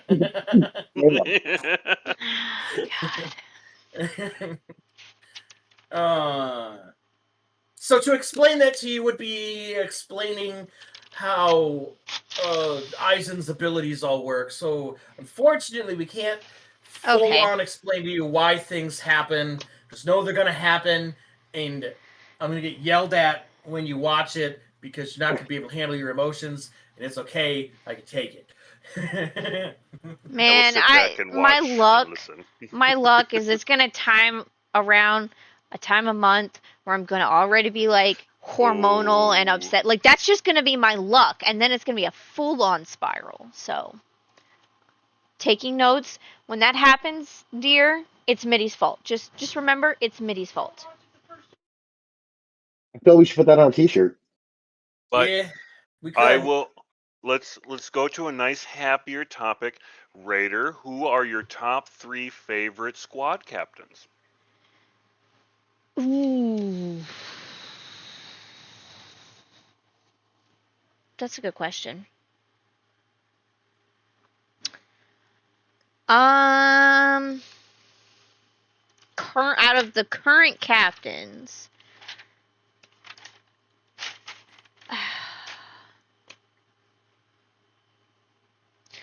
Well, I like Byakuya. That's a take. Well, I mean, the man frustrated the piss out of me in the beginning because of his lack of helping his sister. While, yes, now I understand why, and even though she's not technically his sister, but, you know, whatever. Knowing his backstory as far as that goes, I kind of understand his show no emotion, and maybe that's also kind of like my military side of me too, right? His have no emotion, show no emotion to anything, so that essentially as well, it can't be, it's not something that can be used against him, right? Ichigo wears his emotions on his face, so that's why everybody knows who's important to him, and how you get to him the most is hurting his friends, right? With Byakuya, he doesn't have that. Because he comes off as he doesn't give a shit about anybody, he's willing to let his own sister die. And so there's something to be said about that mentality. I also really like, oh, what is his name? Hang on.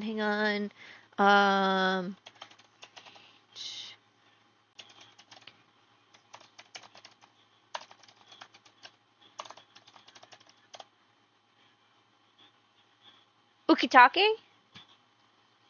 Ikitake? Yeah, the one that's always sick. Because he's got the lung Yeah, disease. Ukitake. Captain, will you die already? Yeah, kind of, right? Like, I can't but remember he's... the first name for him. That's the only part. I'm looking at the name. I'm not going to be able to pronounce that name. Oh. Send it to me. Because it was that one and Shinshiri Jushiro? that I always forgot their names. Senshiro Ikitake? Sensory? No, Jushiro. Jushiro. Jushiro! There you go. There you go. Okay. Oh God, my brain. I just feel like you're making up words.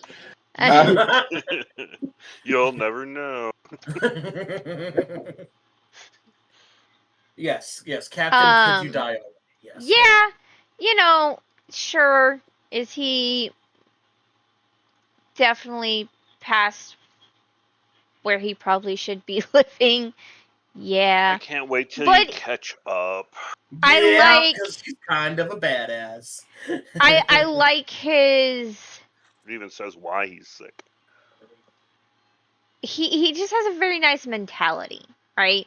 Like, I mean, he's like one of the nice ones I feel like anybody can go to, you know, aside from, what's the dude's name with the floral shirt, but he's just kind of Shinsuri Karaku. hippie vibes. Those guys are best friends, though. Yeah, I know they are. They're also the first two teachers of Grand Captain Yamamoto. Didn't like him. Creepy face. And the only two Soul Reapers that have dual Zanpakutos. Yep. Yes, that part I remember. I mean, I guess out of what we have right now, I guess the only other one that I would really like is Toshiro. His is a sad story. So you like Toshiro, Ukitake, and Byakuya. Yeah. Yeah, because I hated the one that was for Squad 3. He gave me creepy vibes. Gin? Yeah, I don't like Gin. I don't like Gin. Gin I don't like Mayori. I don't like Mayori. You will later. Which one is Mayori? The one that looks like a clown. He's the that dude. What's the fucking name that they actually use for him? Yeah, Mayori. He's head captain Mayori. Or not head captain, but he's Captain Mayori. Yeah. Yeah, don't say it. I think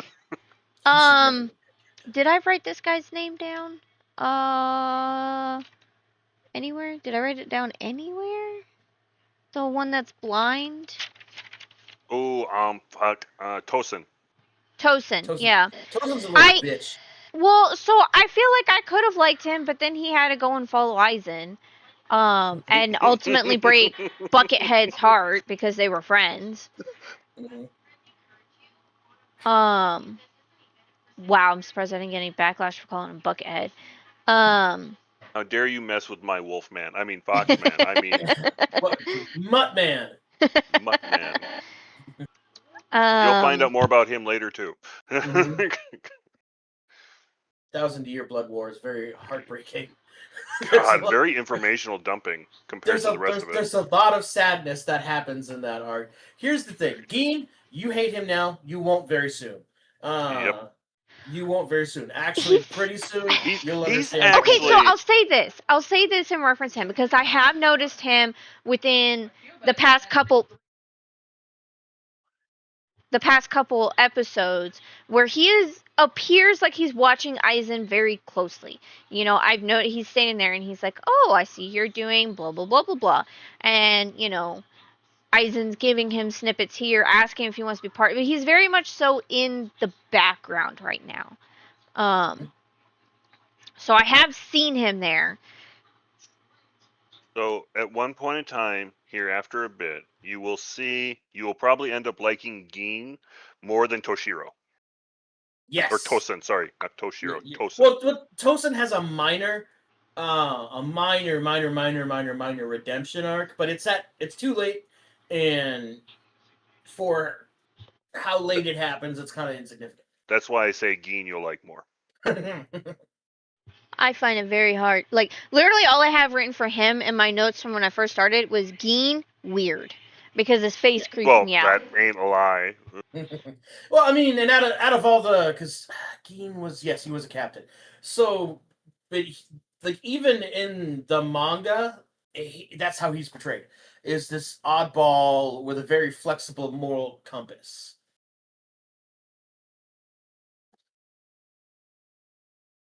So... Hey, what's up, Barnes? How are you, man? So I have a feeling if I ask you, Mitty, that question, you and me are going to have maybe a couple of the same ones. Maybe, or at least one. Well, before we jump into that, Lord, do you have any questions about stuff that you've heard? I am just trying to follow along as somebody who is. I a couple clips here and there. I know some basics. Hey, that was me. Names and my brain's going. These are names. These are people. That was me the first hour of this podcast today. Okay, so it's fair. It's fair. I was going to say, the tables Lord have is turned. now how I have been. Yeah, I'm just in my head going like, are we ordering at a restaurant? Like, you know. All right. So, chillin', killing. That's awesome. Go ahead, ask your question, ManMade. All right. Same question to you. Top 3 squad captains. Okay, at well, this point in time of where Raider is, not. Okay. So for where Raider is, I can do this and not spoil stuff. My favorite at this moment.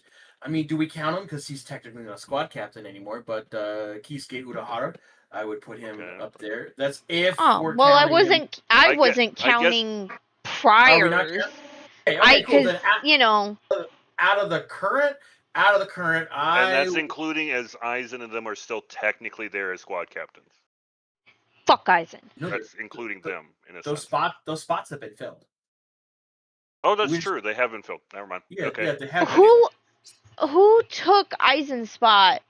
Because I know it does that little scene where it shows Renji trying to convince God damn it. I don't. Yes.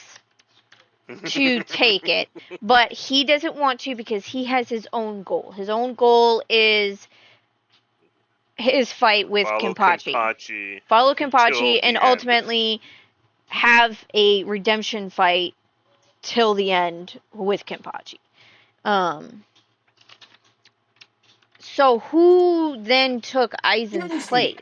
Shinji did. Shinji is the guy with the Bankai that is banned in the Soul Society. And you're not going to see much, if anything, of him until the 1,000-Year Blood War. The Rancor stuff, yeah. Yep. And Shinji's Bankai is broken. If only he wouldn't let his ego get in the way. It almost seems like it's a criteria for that squad captain. Mm-hmm. The one that's helping Ichigo with his mask? Yes. Yep. Tim. So Now, if I remember correctly, it is Tosin's that changes twice since Tosin leaves, right? I believe so. I can't remember the one in between Tosin and the visored one. I can't remember who it was for the middle.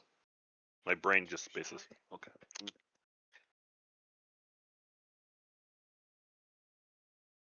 Anyway, go back to the question. Okay. So in terms of, because I could give you lieutenants for this spot, super easy. For me right now, where she's at, captains is tough because we only see a couple. Kenpachi, number one, love Kenpachi. Like the fact that if a fight were to happen between any of the captains of the 13 court guard squads, the best way to stop it is for Kenpachi to show up and go, "I have winner." That's how you stop that fight. Kenpachi, number one. Number two would go to Toshiro, because at this point I was for sure that if there ever had to be a new head captain, Toshiro would be the one to grab it. Just how cool and calm he is under pressure is impressive at this point in time in the anime. And my number three, God, who would my number three be?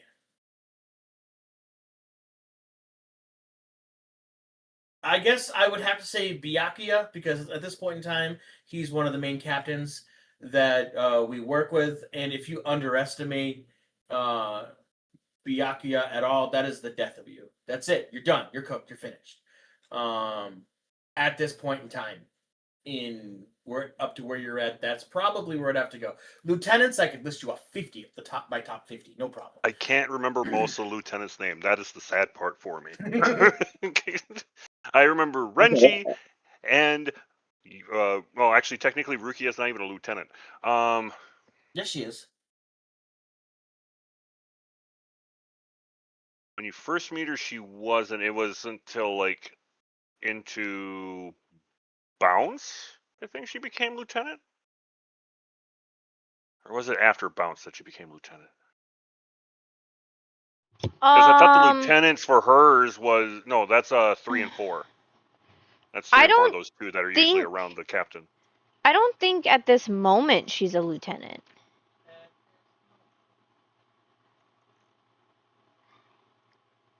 No, I believe she's Because always to be honest, been a I didn't lieutenant. think he replaced the lieutenant yet since that one lieutenant passed.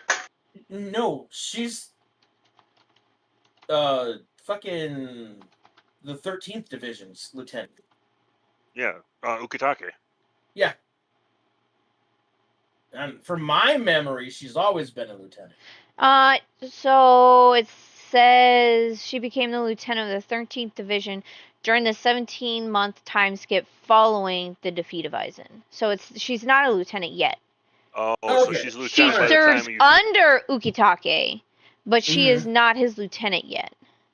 Okay. Yeah, because I think she was number 5, 5th seat, because she was right below those two that would always spend time with Ukitake. She was an unseated officer, hindered from promotion by her brother. Yep. Anytime you see a squad, right? A squad can have one captain, but they can have as many lieutenants as they want within that squad. So, like, there are some that, like, Squad 10, Toshiro, only has Rangiku. That's it. That's the lieutenant for Squad 10. That's it. And then you have Pink hair for 11. Kenpachi's lieutenants. Oh, he has 3 of them. You want to talk about sad moments? Just you wait. Continue. He's got Ikaku. What's his name? No, Ikaku is number 3, 3rd seat. He's the 3rd seed? Yep, he's 3rd seat. Because number 4 is that other one that I can't remember his name. Oh yeah, that's right. No, you're correct. Who is it that has multiple? I know one of them has multiple. Which squad? There is only one that ends up with multiple, but that's not until later. I think. I need to know this. Because the one that ends up with multiple would be the Century Kuraku, but that's not until 1,000 Year Blood War. No. You jumped too high. Or you jumped too low.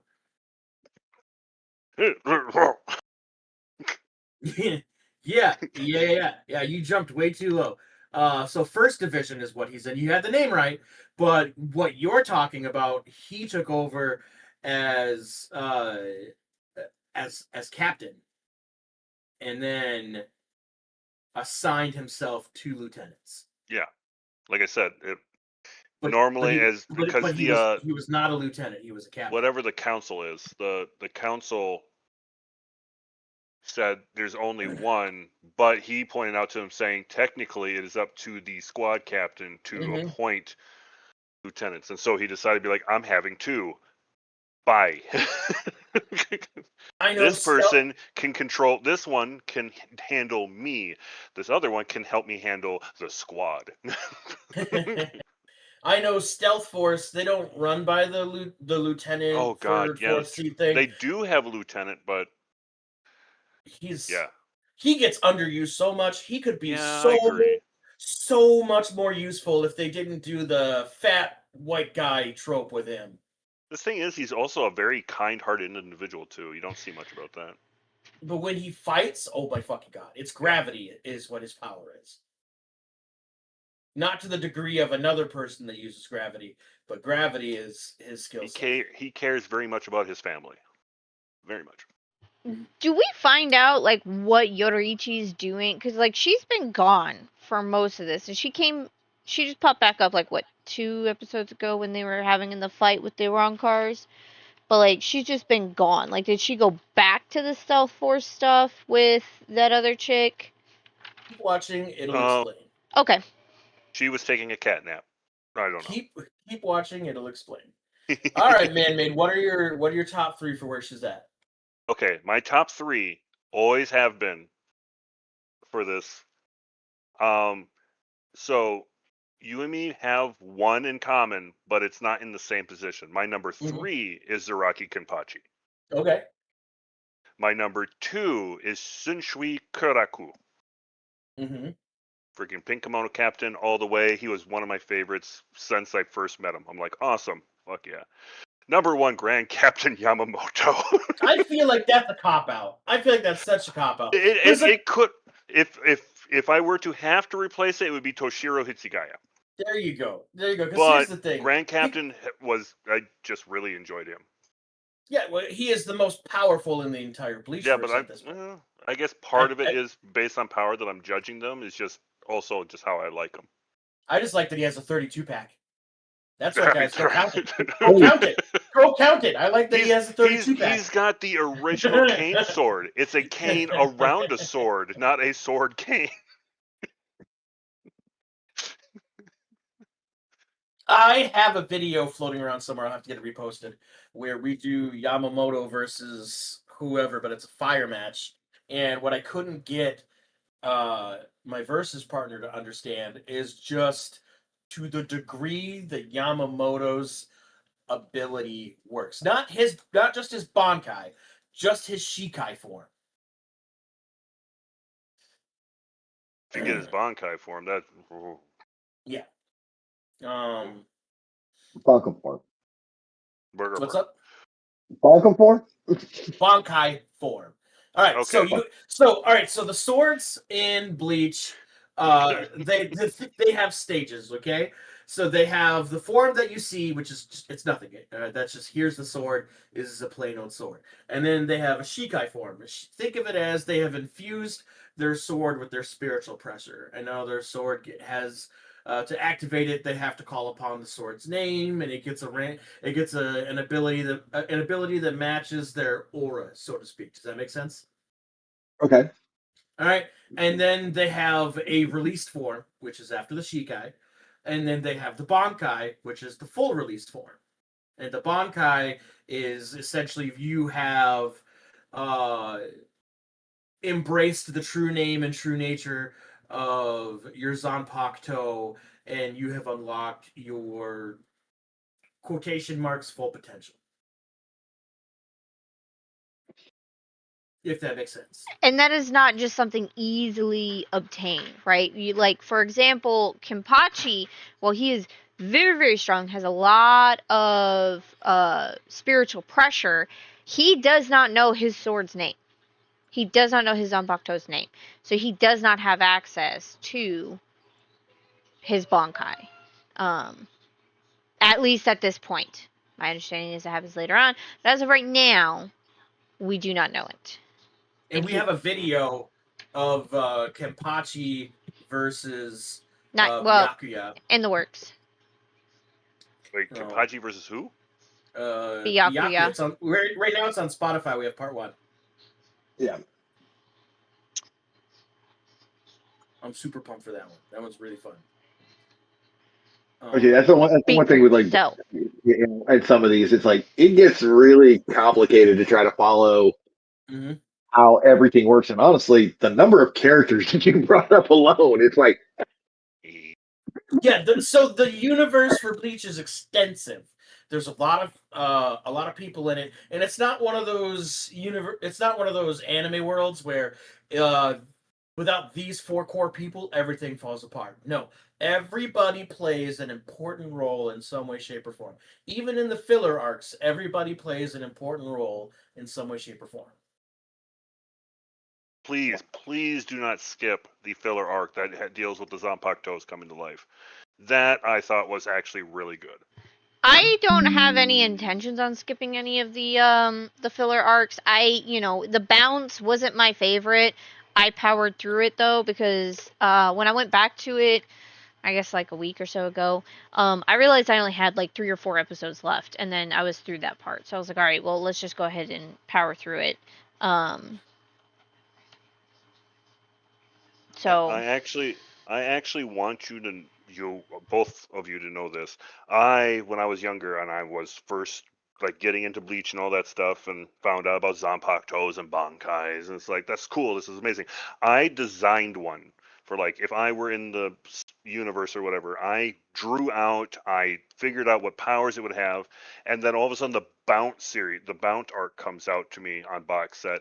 I watch it, and then I find out what the main Bounce ability is. I'm like, you motherfucker, because I base my sword off of air powers and wind powers, and I'm like, you son of a bitch.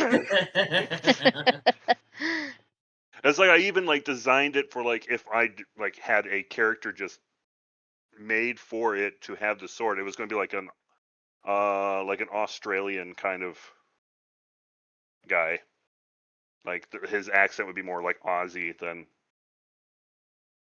that. I'm like, that'd be cool. So you said Australian guy with a sword, and that just totally blew my mind alone. So the Australian Soul Reaper. I mean, it could be a thing.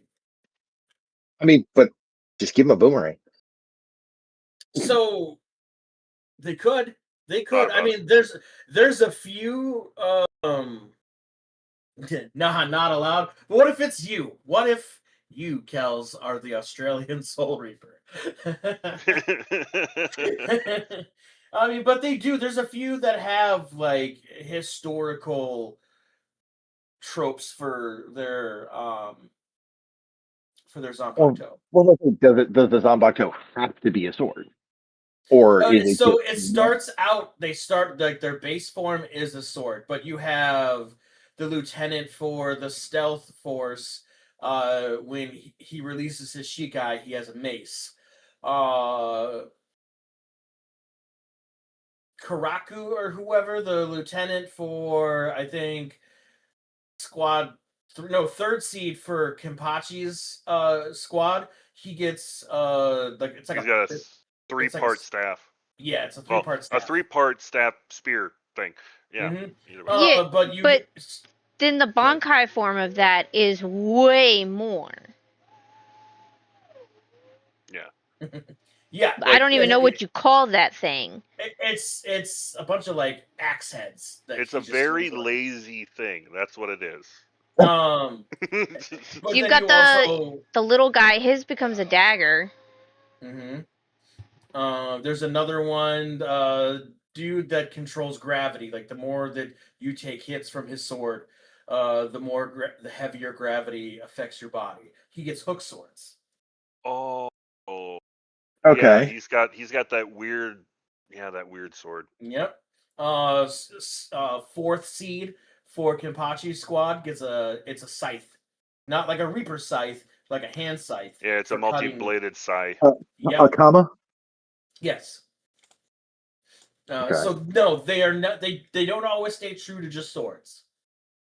Okay. Yeah, it That, starts that out as a actually sword. makes combat a little bit more interesting too, because it's like, okay, everybody's got swords. That's what I find so funny about Ichigo's, right? Because his sword in its normal state is just this massive, atrocious thing that doesn't look like it should make any logical sense that it should be able to be used with the size and shape that it is. And then when he goes into his Bankai form, it looks just like the normal Zanpakuto's. Mm-hmm. Hold on, I have to look up his sword because It's like a butcher, or not a Well, butcher no, I knife, should but ask. like a kitchen Raider. knife Oh yeah, that's like a bigger than cleaver, him. in a sense. Yeah, it's just not the squared off cleaver, Yeah. but like the big like butcher knife that you would use for like in the kitchen, but the same size as him. Raider, have you seen Soy Fawn's Bankai yet? Not where she's at now. No, she would know. Not where she's at now? Okay. So that is later on in the Iran card that first happens. Okay. Never mind. I was going to say, things can really change. Wait, so that's the chick that does the stealth. That's the stealth force. Yes, right. Captain. She did The Squad 2 she perfected that poison thing. Yeah. Okay. So her Shikai is the finger blade thing. Yeah. It looks like a stinger.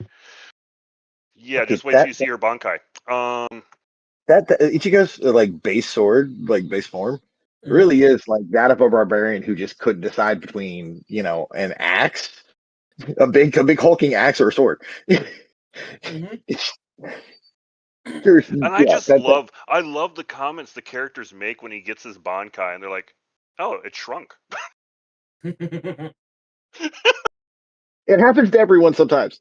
So, well, I feel like what they were going for with Ichigo in his Bankai form was just traditional Japanese formal samurai attire. But they also described it rather well too, saying that his Bankai apparently is more speed focused because it decided to compress itself, and then that's how he was able to start moving fast as fuck, boy.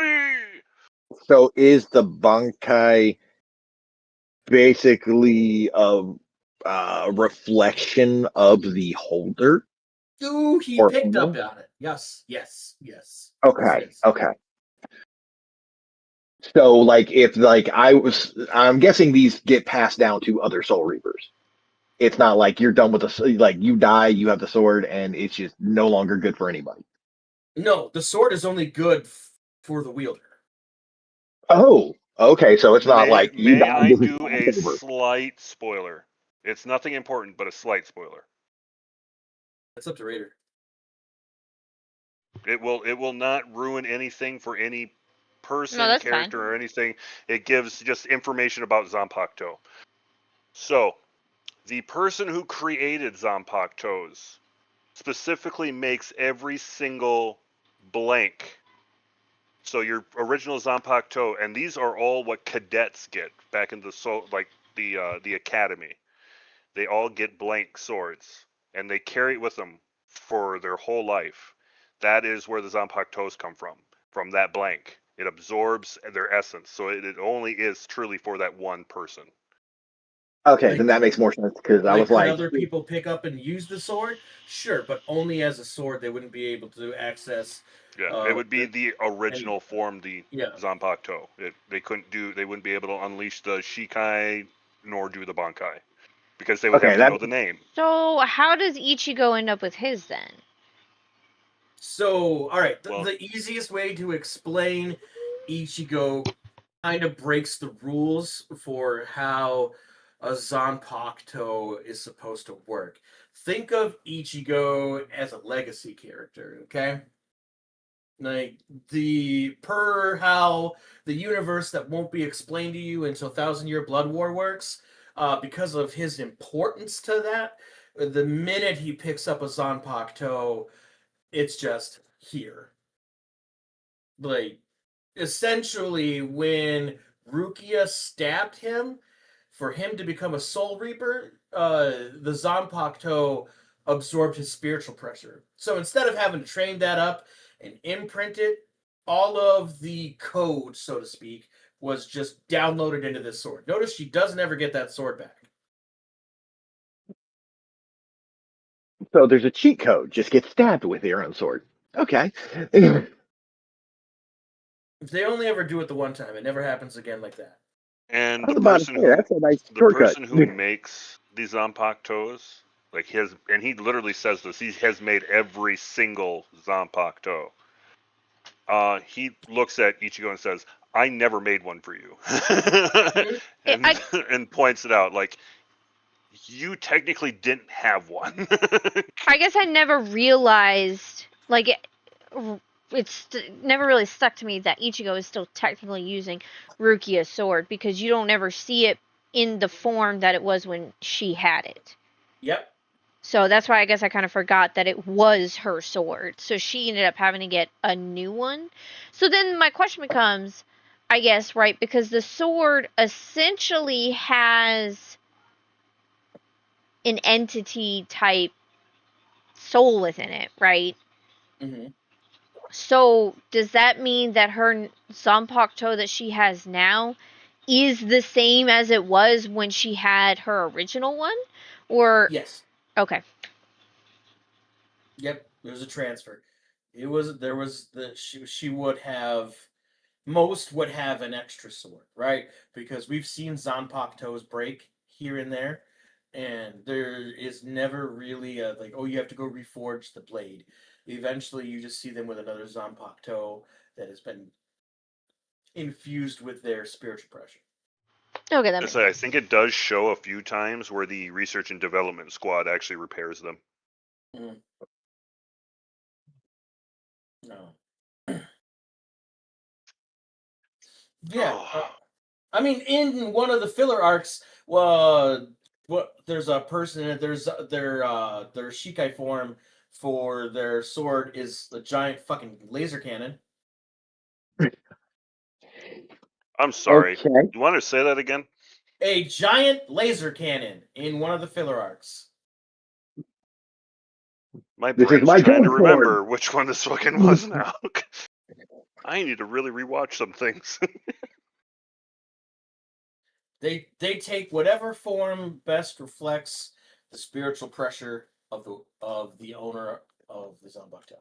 To be honest, one of the ones that was in the bounce, that light, Mm-hmm. the one with that what dealt with the light that had the grudge against Kenpachi. Yep. That one I liked too, for the Zanpakuto.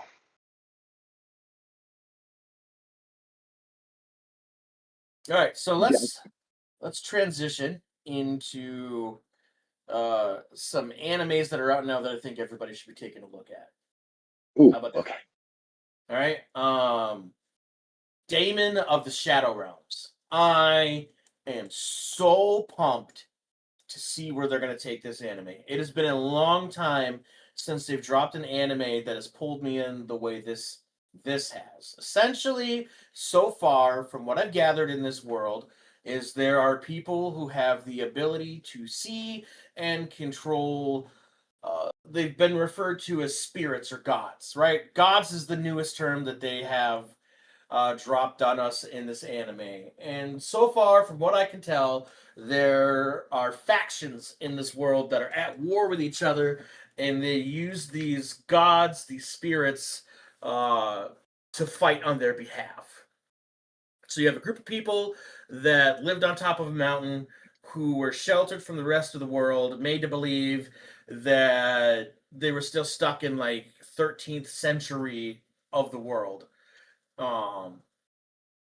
With children that were prophesized to change how everything works within this world.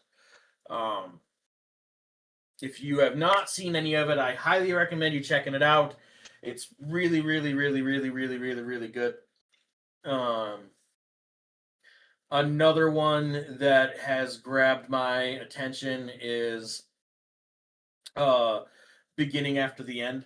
I just started it, so I forgive me if I enjoyed don't. that one. I've only seen the. I don't think they've come out with a second season yet for that one, right? I'm not sure. I just started the first season. It's good. And I still don't get it. So if you know it, explain away, because I don't know how to begin to explain it to everybody. Pretty much the way it starts out is it is a king in another world, passes away, still young. It's not like he was really that old. I think he was in his 30s or 40s. And he passes away.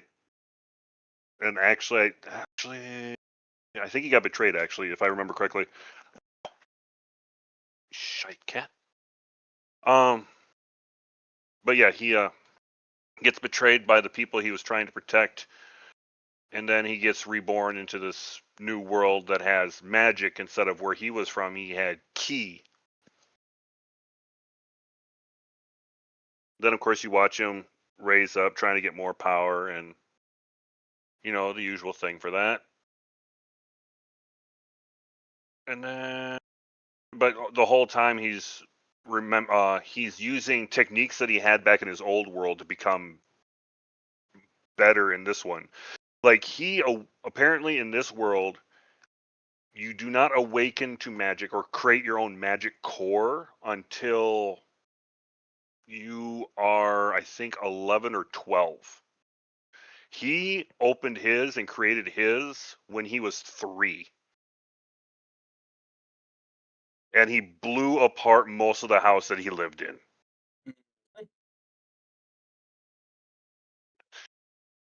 Yeah. Runs into a dragon. All that fun stuff. I don't want to say too much, otherwise I might spoil it. So. Yeah, no. So I'm excited for it. Some other stuff for you to start watching, because they have big things coming out. The Wrong Way to Use Healing Magic has a season 2 coming out very, Yes. very, very, very soon. It is so good. I'm going to build a D&D character around the main character's ability. The ability to hurt you and heal you at the same time. Or himself.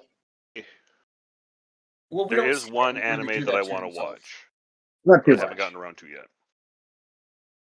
The if I remember correctly, the anime is like Sentenced to Heroing or something like that. Or Sentenced to be a hero. Okay, yeah, that's really good. I finished the first season. It's so good. They did such a good job. Also, I still need to watch the Power of Gotcha or something like that. Getting heroes that or getting allies that are like 999. The fucking that thing. Because that's supposed to be like a revenge arc kind of a thing, and I'm like, I really like the revenge arc. Season is so peak. It's God, I have to look up the title because it's one of those really absurd long titles. It's My Infinite Gotcha Skill. Yep. Hold on. Yeah, it's on my list. I'm trying to look up my list. My Infinite Gotcha level 9,999.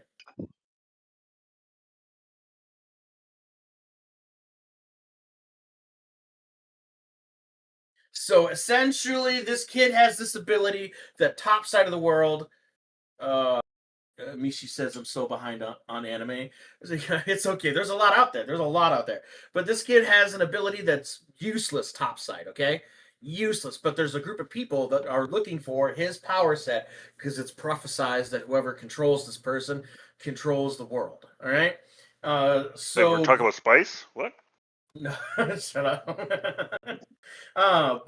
So they take him into a dungeon when they realize that topside his power is useless. So they're trying to level him up, but he can't level up because of how his ability actually works. So they betray him, and he falls to the deepest, most difficult part of the dungeon. And it's down there that his ability actually starts to work, and he starts pulling these triple S rank rewards out that give him people who are so powerful they defy the laws of reality.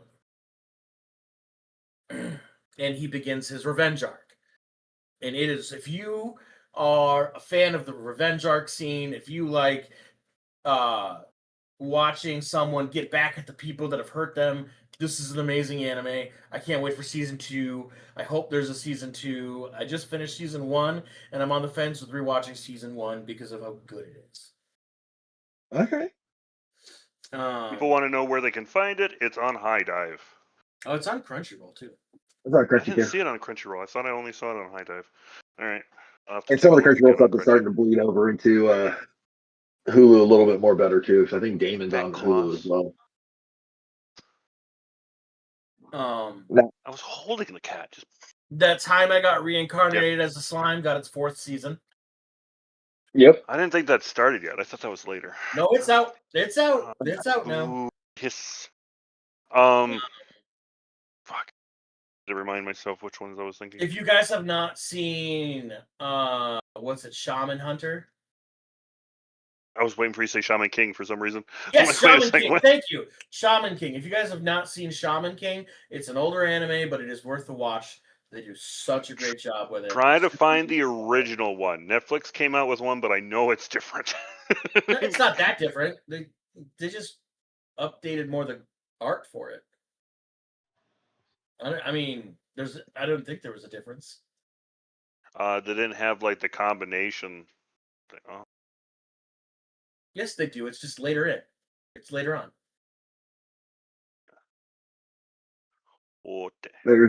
There's one on my list, and I need to start watching it now that the season's out, and that's Classroom of the Elite.